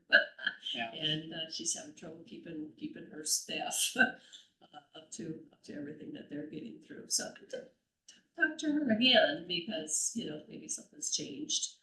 So It takes all kinds of different angles to. he really make it all does, work. yeah. And I feel like we're a small account for anybody, so that makes a difference. But yet it's big enough that somebody like her Lisa wants to make it happen too. So it's a big thing. But yeah, I could contact her again. I contacted several other grant writers. And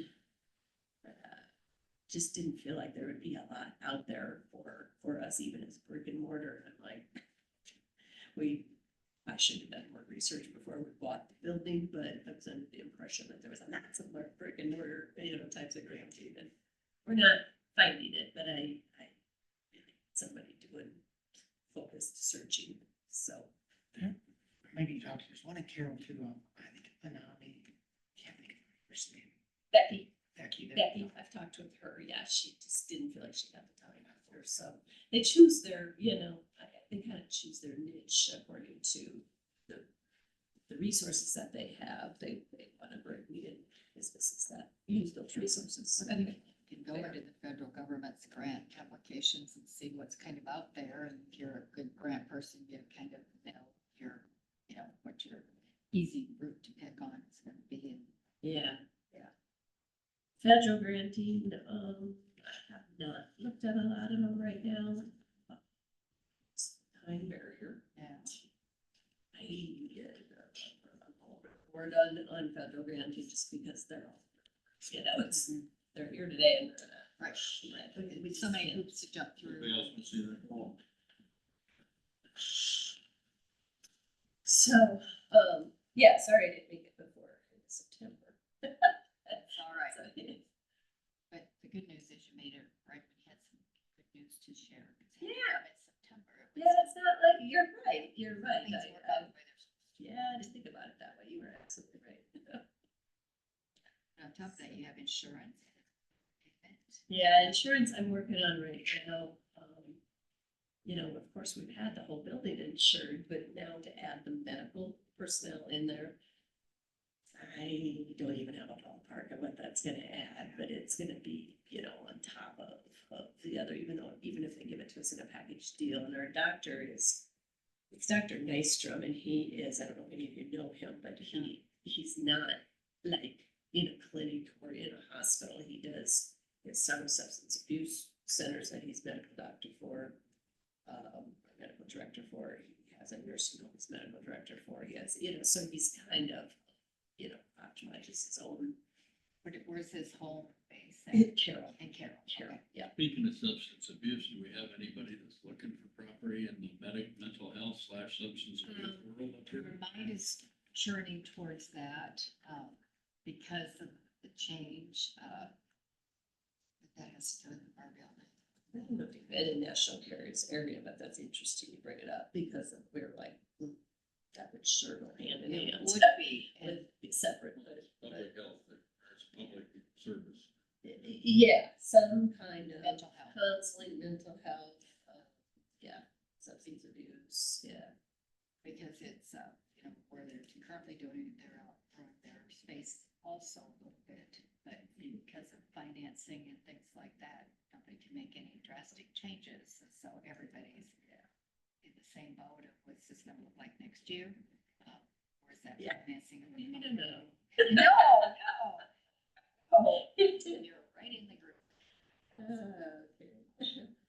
Yeah, if you can help me think on something that might be interested, have them come talk to Sometimes us. it just takes getting it out there, Mhm. and letting the public know, and then sometimes the answers come that way. Yeah, that's why we need to make some plans on, I think we need to figure out how long will it take us to update it, clean it up good. You know, it's been a trucking, they don't care what it looks like, they don't care anybody Exactly right. coming in there other than them two. Yeah, it's dark and dingy. I get it. Matter of fact, she came over. I didn't even know they were shipping. You didn't know that? They don't ship much on there. No, they don't have, every once in a while you see a truck in front of there, but otherwise, they don't have much in there. She came over because her daughter was one of our volunteer participants, and I heard her say as I ran back to get something, no wonder they don't want any of our desks. I turned around and I started laughing, she goes, "She didn't hear that," I says, she just thought it was much nicer than what she anticipated, because she thought it looked like their area. I'm like, no, that would be real inviting. So. Tell me what you need from me or what you. See if CDC can help or find out the best answer is right now. So you're in a spot. If they have any potential people looking to lease a space, might be a good. We have, Short term. we got that announcement last week of September. Yeah, I mean, so literally it's been, we were so busy preparing for this training that I was just like, I could look, get to it later.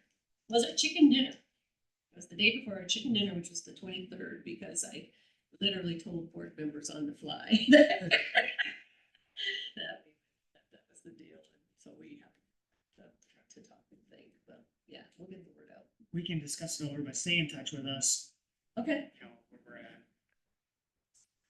To just give you an update on that, do you want want me to come to a meeting, I'm more than happy to, or do you want me just to email somebody and say, here's scoop now, or?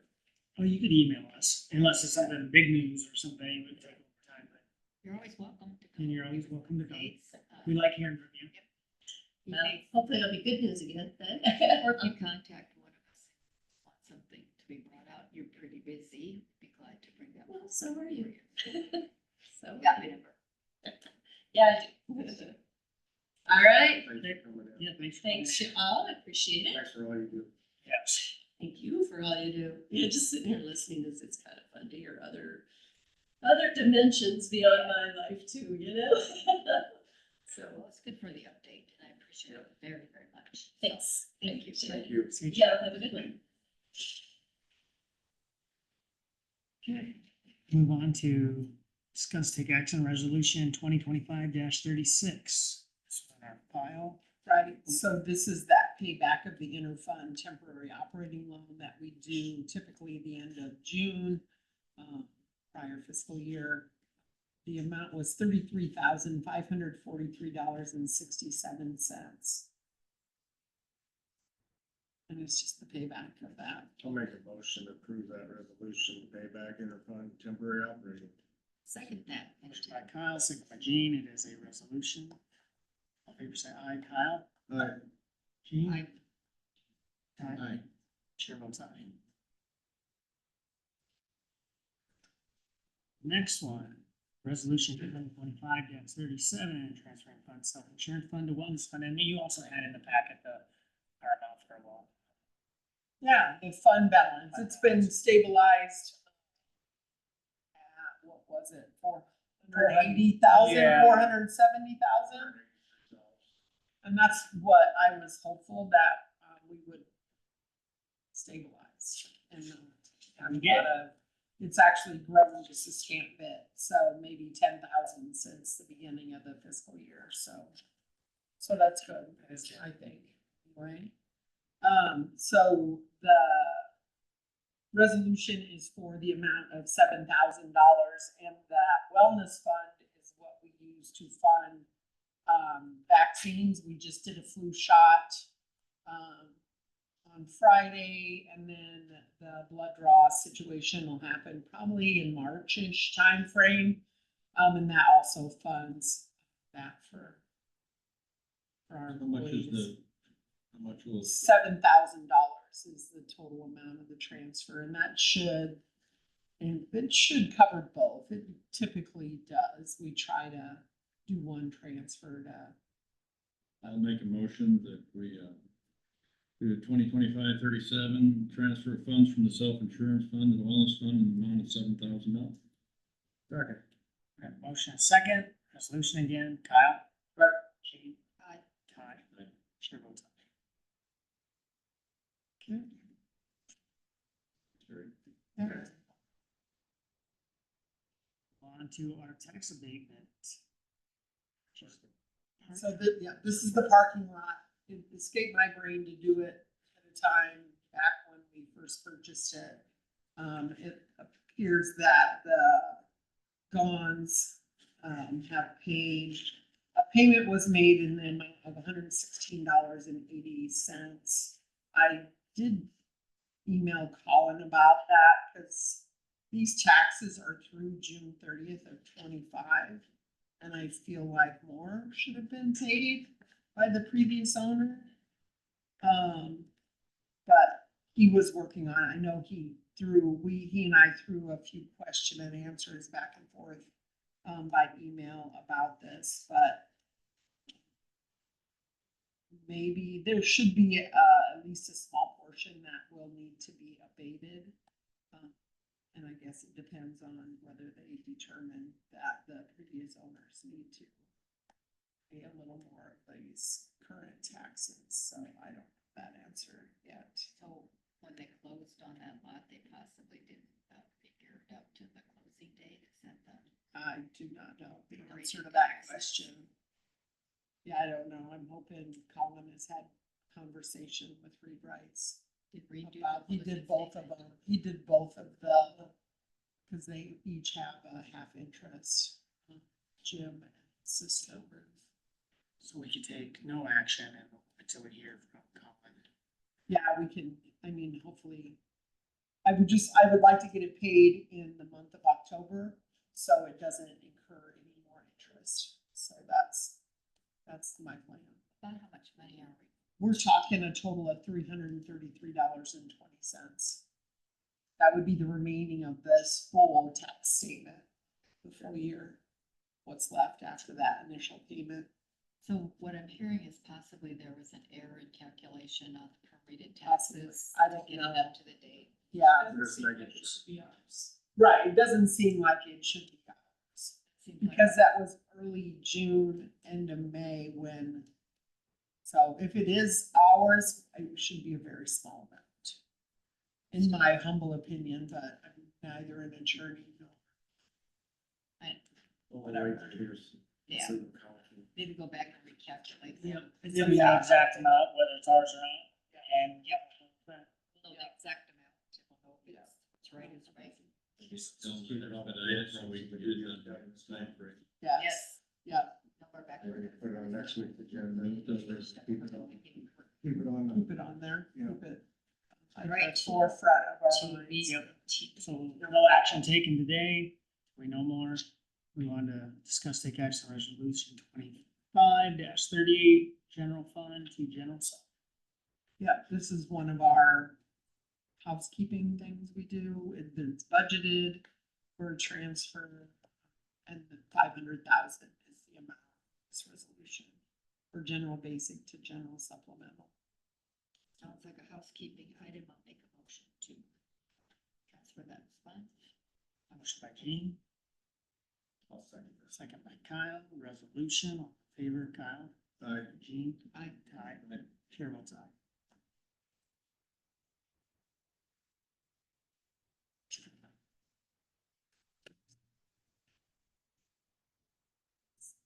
Okay, we move on to camera inspection and plumbing.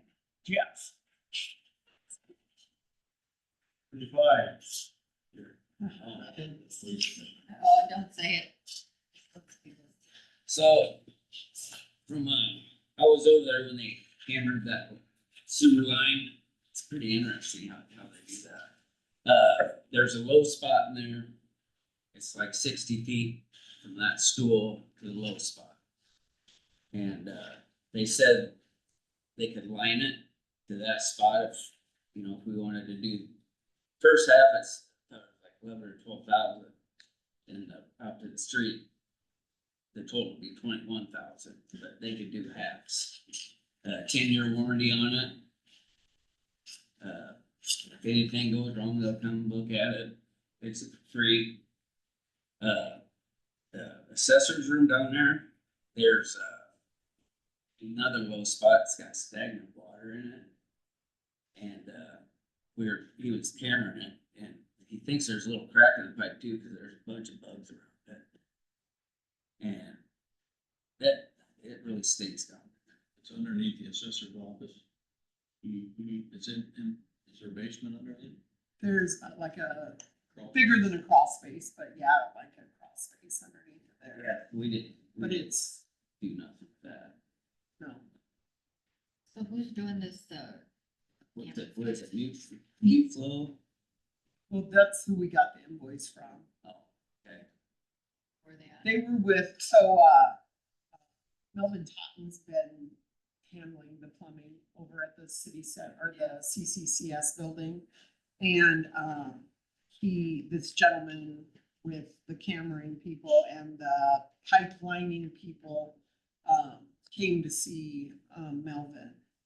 And Melvin's like, I have a project you need to look at, because otherwise we could potentially be looking at removing flooring, tearing up concrete in a newly renovated area of that building at the lower levels, so. Me, it was like, this is under the 12,000, and cheaper than. Oh, Yeah. wow. Yeah, Yeah, and hopefully the assessor's office would be, well, did they give you an idea? he said he wants to come back and just pinpoint it. Then they know where to line instead of doing the whole thing. They think that he can pinpoint it. So by saying there's a low spot, assuming there's low spots, so by lining, what is that gonna fix? I mean, I don't know. You feel like it's spooked through there, that kind of like a trap. Yeah, so what, by just. I guess he didn't explain, he just, I can see the water sitting there. Once we find out, we will get him to come to a meeting, so you all can hear it, directly. Water just sitting there. Yeah, but I mean, does he fix that by putting like a The filter? liner, they put a Yeah. liner in And I think the liner creates, in most situation, I think it creates a smooth surface for, yeah, thank you. it. Is it? It has I a- get that. But I I think- mean, I like talking, but I'm just. So it isn't like Yeah. a height bent? No, I don't Liner's know. gonna do with a stagnant water setup.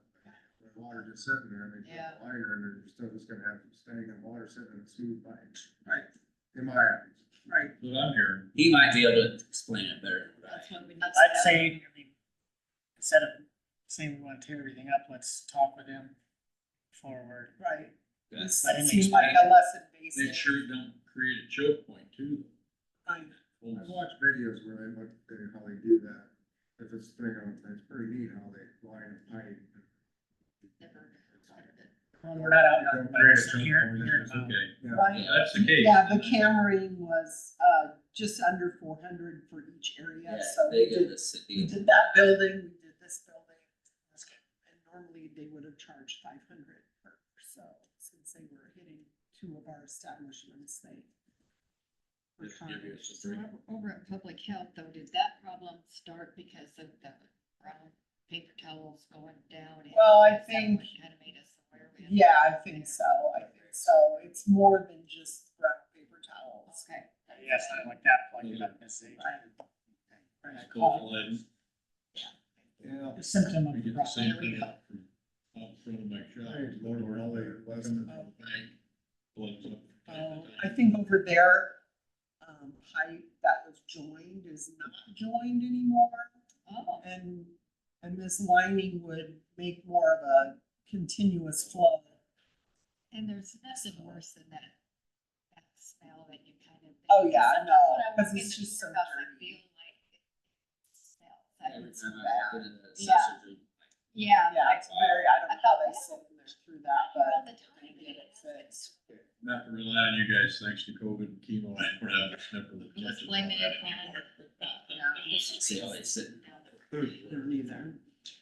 But I'd yeah, be in favor of keeping that project going You so think- that we don't. Maybe next week, week after. I'm hoping they have a quote for us and stuff, so. Make the easy Yeah. fix. The one under assessor ain't gonna be as much as. Since that's the one that's causing a smell and. Yeah, that should be a yeah. Priority, in my opinion. And another thing, I've got phone calls out to people that do snow. And two of them got back to me, said they wanted to come look at it. Didn't see them. I texted them all, I called them. Nobody's calling it back. So I don't know what to do. Gene Heim snoring. Yeah, There you go. Sure, you can just have a Is this- snow blower. We have a snow blower. Stay on it, see what you can do. okay.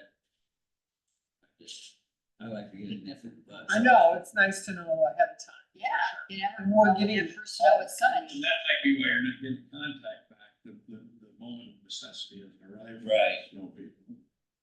And I talked to Chad Stevens, he said the courthouse. Spraying for He weed, said his bills. it's time consuming, that's what he said. Very time consuming. Like CDC, not to go back to them, would Paul have any ideas of who's available and innocent, For snow removal, you mean?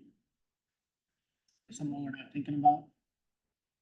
Who are the two? I mean, there's that crew over in Charter Oak, what's his name? Can't make it to- Yeah. I think his name is Joe and Susie. What, I don't know what he calls his company. He has snow removal. Rolling Hills or something like that. Oh, yeah, I know. Rolling Hills is for cleaning. Okay. But I talked to a guy from Dow City, that same guy, or I think his name is Joe. Joe, But it ain't the same guy. They got it. Charter Oak. Sean, Sean Gordon. Yeah. Yeah. he does Walmart slots, and he said he's kind of want to get out of it a little bit too, and I just told him, keep in touch with me and let me know. Well, it'd be something, just stay on it, see what you come up with. Okay. What about Facebook? Well, that's where you can find Ah. a guy from truck Yeah. companies on their what's page, what's. Or maybe even talk to Ryan about putting it on our website. Yeah. There you go. What would be- that's it. Manning. Yeah, yep, that's, It's like J&M J&M, yard or lawn or yeah, cause something. he calls it for a yard, usually, yeah, we've actually had him help do that, he does pretty good work. The concern would be, in my opinion, with him, is if the roads were really bad, how would he get here? to- Exactly. Get here to do it. Unless he had some equipment, somebody that worked for him in Denison, that's right, because you also have to come back. If there's continual snow, to kind of, So I'm gonna hook up their little snow plows, like, just in case, you know. If somebody could just get here and get it done right away in the morning till I get here, I can keep it up, you know, do it throughout the day. well, that's nice to know. Well, see what you come up with. Okay. Snow is coming. No? uh-huh. Oh, I did get that flag. Thank Mountain you. white, mountain tops are white. Alright, see you guys. Thank you you. very much. Okay, move on to citizen input. Anybody on Zoom?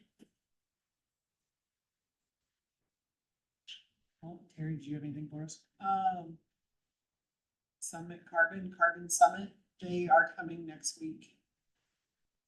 Oh, so that Great, Project manager great. might be, is coming Right. next week. she has a new last name. Okay. And Taya Benani is coming next week. He's the one that's the engineer. Sure, you have something for us? And two, just quick things. A little while ago, I just kind of mentioned about how many people are getting angry with their, property tax penalties, but I didn't point out that that's Iowa code that charged those penalties starting April 1st. And it's code 445.37, and it is stated on the back of the tax statements. You know, so it's not just, this deciding who we're going to charge penalty to or not. If it's postmarked anytime after September 30th or anytime after March 31st, there is a penalty. And it's 1.5%.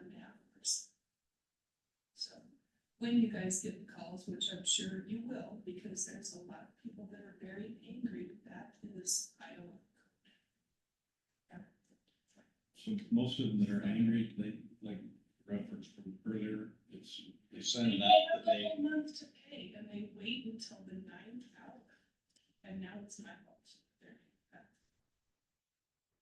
They're putting it in the Dropbox at 4:30 or 5 o'clock on Friday night at the post office Dropbox, so it's not gonna get postmarked in September. Does this happen every Every tax cycle? Yes. About the same number of calls due?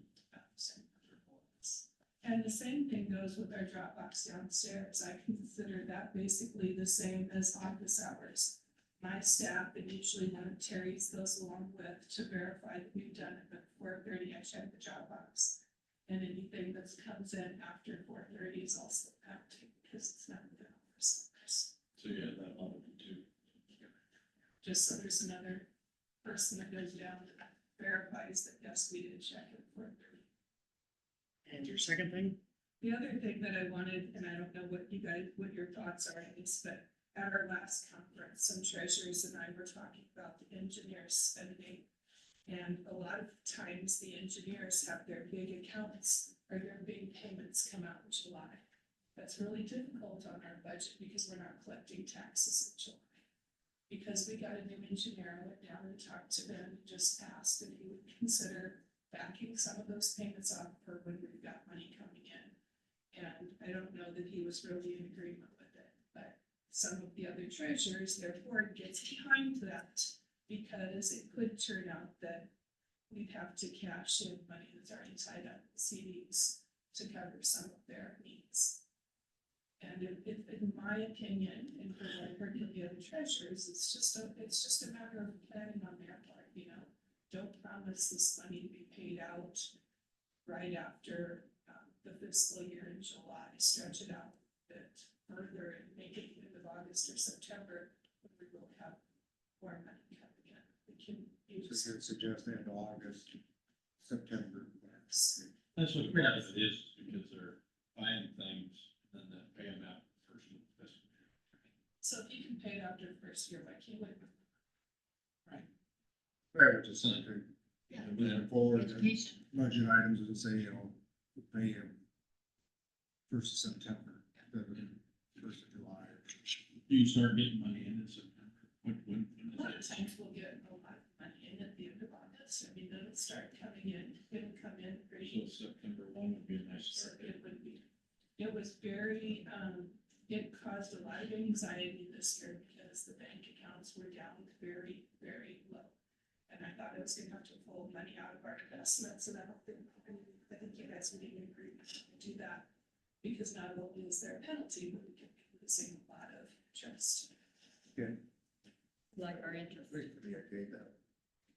I Something mean, to business communicate. transaction, It is when we something, order stuff, yeah, something to tell. business transaction, just move it back a day, months. Otherwise, we cannot get something. That's right, and I think That's they'll be always real the acceptable to it. And that's what some of the other boards do, they just deny payment these months. I mean, they tell them right now that we're not gonna make big payments in July and August, if it comes in, we're gonna deny. But then And it'll also, just help to have that backing from you guys. well, when, they make the deal to purchase it, they tell them when they're gonna pay it, if that's not acceptable, then we can't make that purchase. Thank you. Yeah, thanks. Very good, thanks. One more item, closed session. A lot of people Let's take a quick today. break. Thanks. Alan? Hey, who was this? Barry? You She was know that? one, she was in the wheelchair up front, Okay. and her husband, Barry, Bruner, was in the back. He was the one who talked about identifying like 3 things, areas of research. Excellent. Well, that's a very nice card. It is nice. You know, if more people use the thank you card like we used to do all the time, then Well, I mean, I didn't have a lot of trouble deciding to do this, but you know, when you do these extra events, it really don't have to do with our job, but it does have to do with our job and trying to help find solutions for our industries and our farmers and things like that, because this cancer is not just a farmer issue. Yeah. Some of that kind of sounded like it at that meeting. Right. I was glad Dave and I were there to actually say, listen, this is a big issue. I mean, I come back out of the military. That's when I noticed my lump the first time was clear at Fort Hood, and that was 5 years before I got out of the Army. I mean, maybe it stems from my childhood, maybe it didn't, we don't know. I mean, but there's all kinds of different environmental, the radon, Yeah. all these things. And so to just, and that was one of the things that Dave, if he had been sitting there uncomfortable, because I'm sure he felt the kind of person they attacked. And that's why I kind of said, listen, there's other things we got. This radon thing, remember when we were both on the department together? I mean, we used to be worried about that then, we were going for that testing. that's what's the important power. Dave. So that's pretty.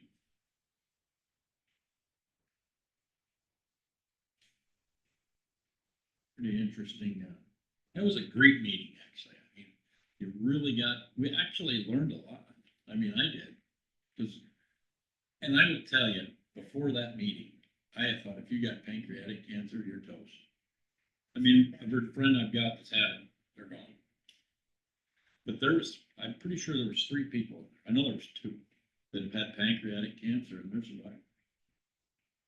You know, Can't tell you how many I was hours pretty it's- impressed with it, so that tells me the medical world is trying, they're working their butts off. a lot of hours on. You know? If cancer research wasn't so damn profitable, I would have cured cancer. Like, I don't tell you, that ran through my mind 5 or 6 different times in that meeting. Right. Taking a little stretch. Yeah, I got all coming over, as soon as Dave gets back, we'll be ready. There it is. Ready to go. We won't go into closed session. Chris, you're gonna be the man of the hour. Okay. You I see you come up in the hot seat and get that one up here. It's urgent. Good. Make a motion, we go into closed session. Motion by Kyle, second by Ty. Favor say aye. Aye. We are in closed session. All right, before we start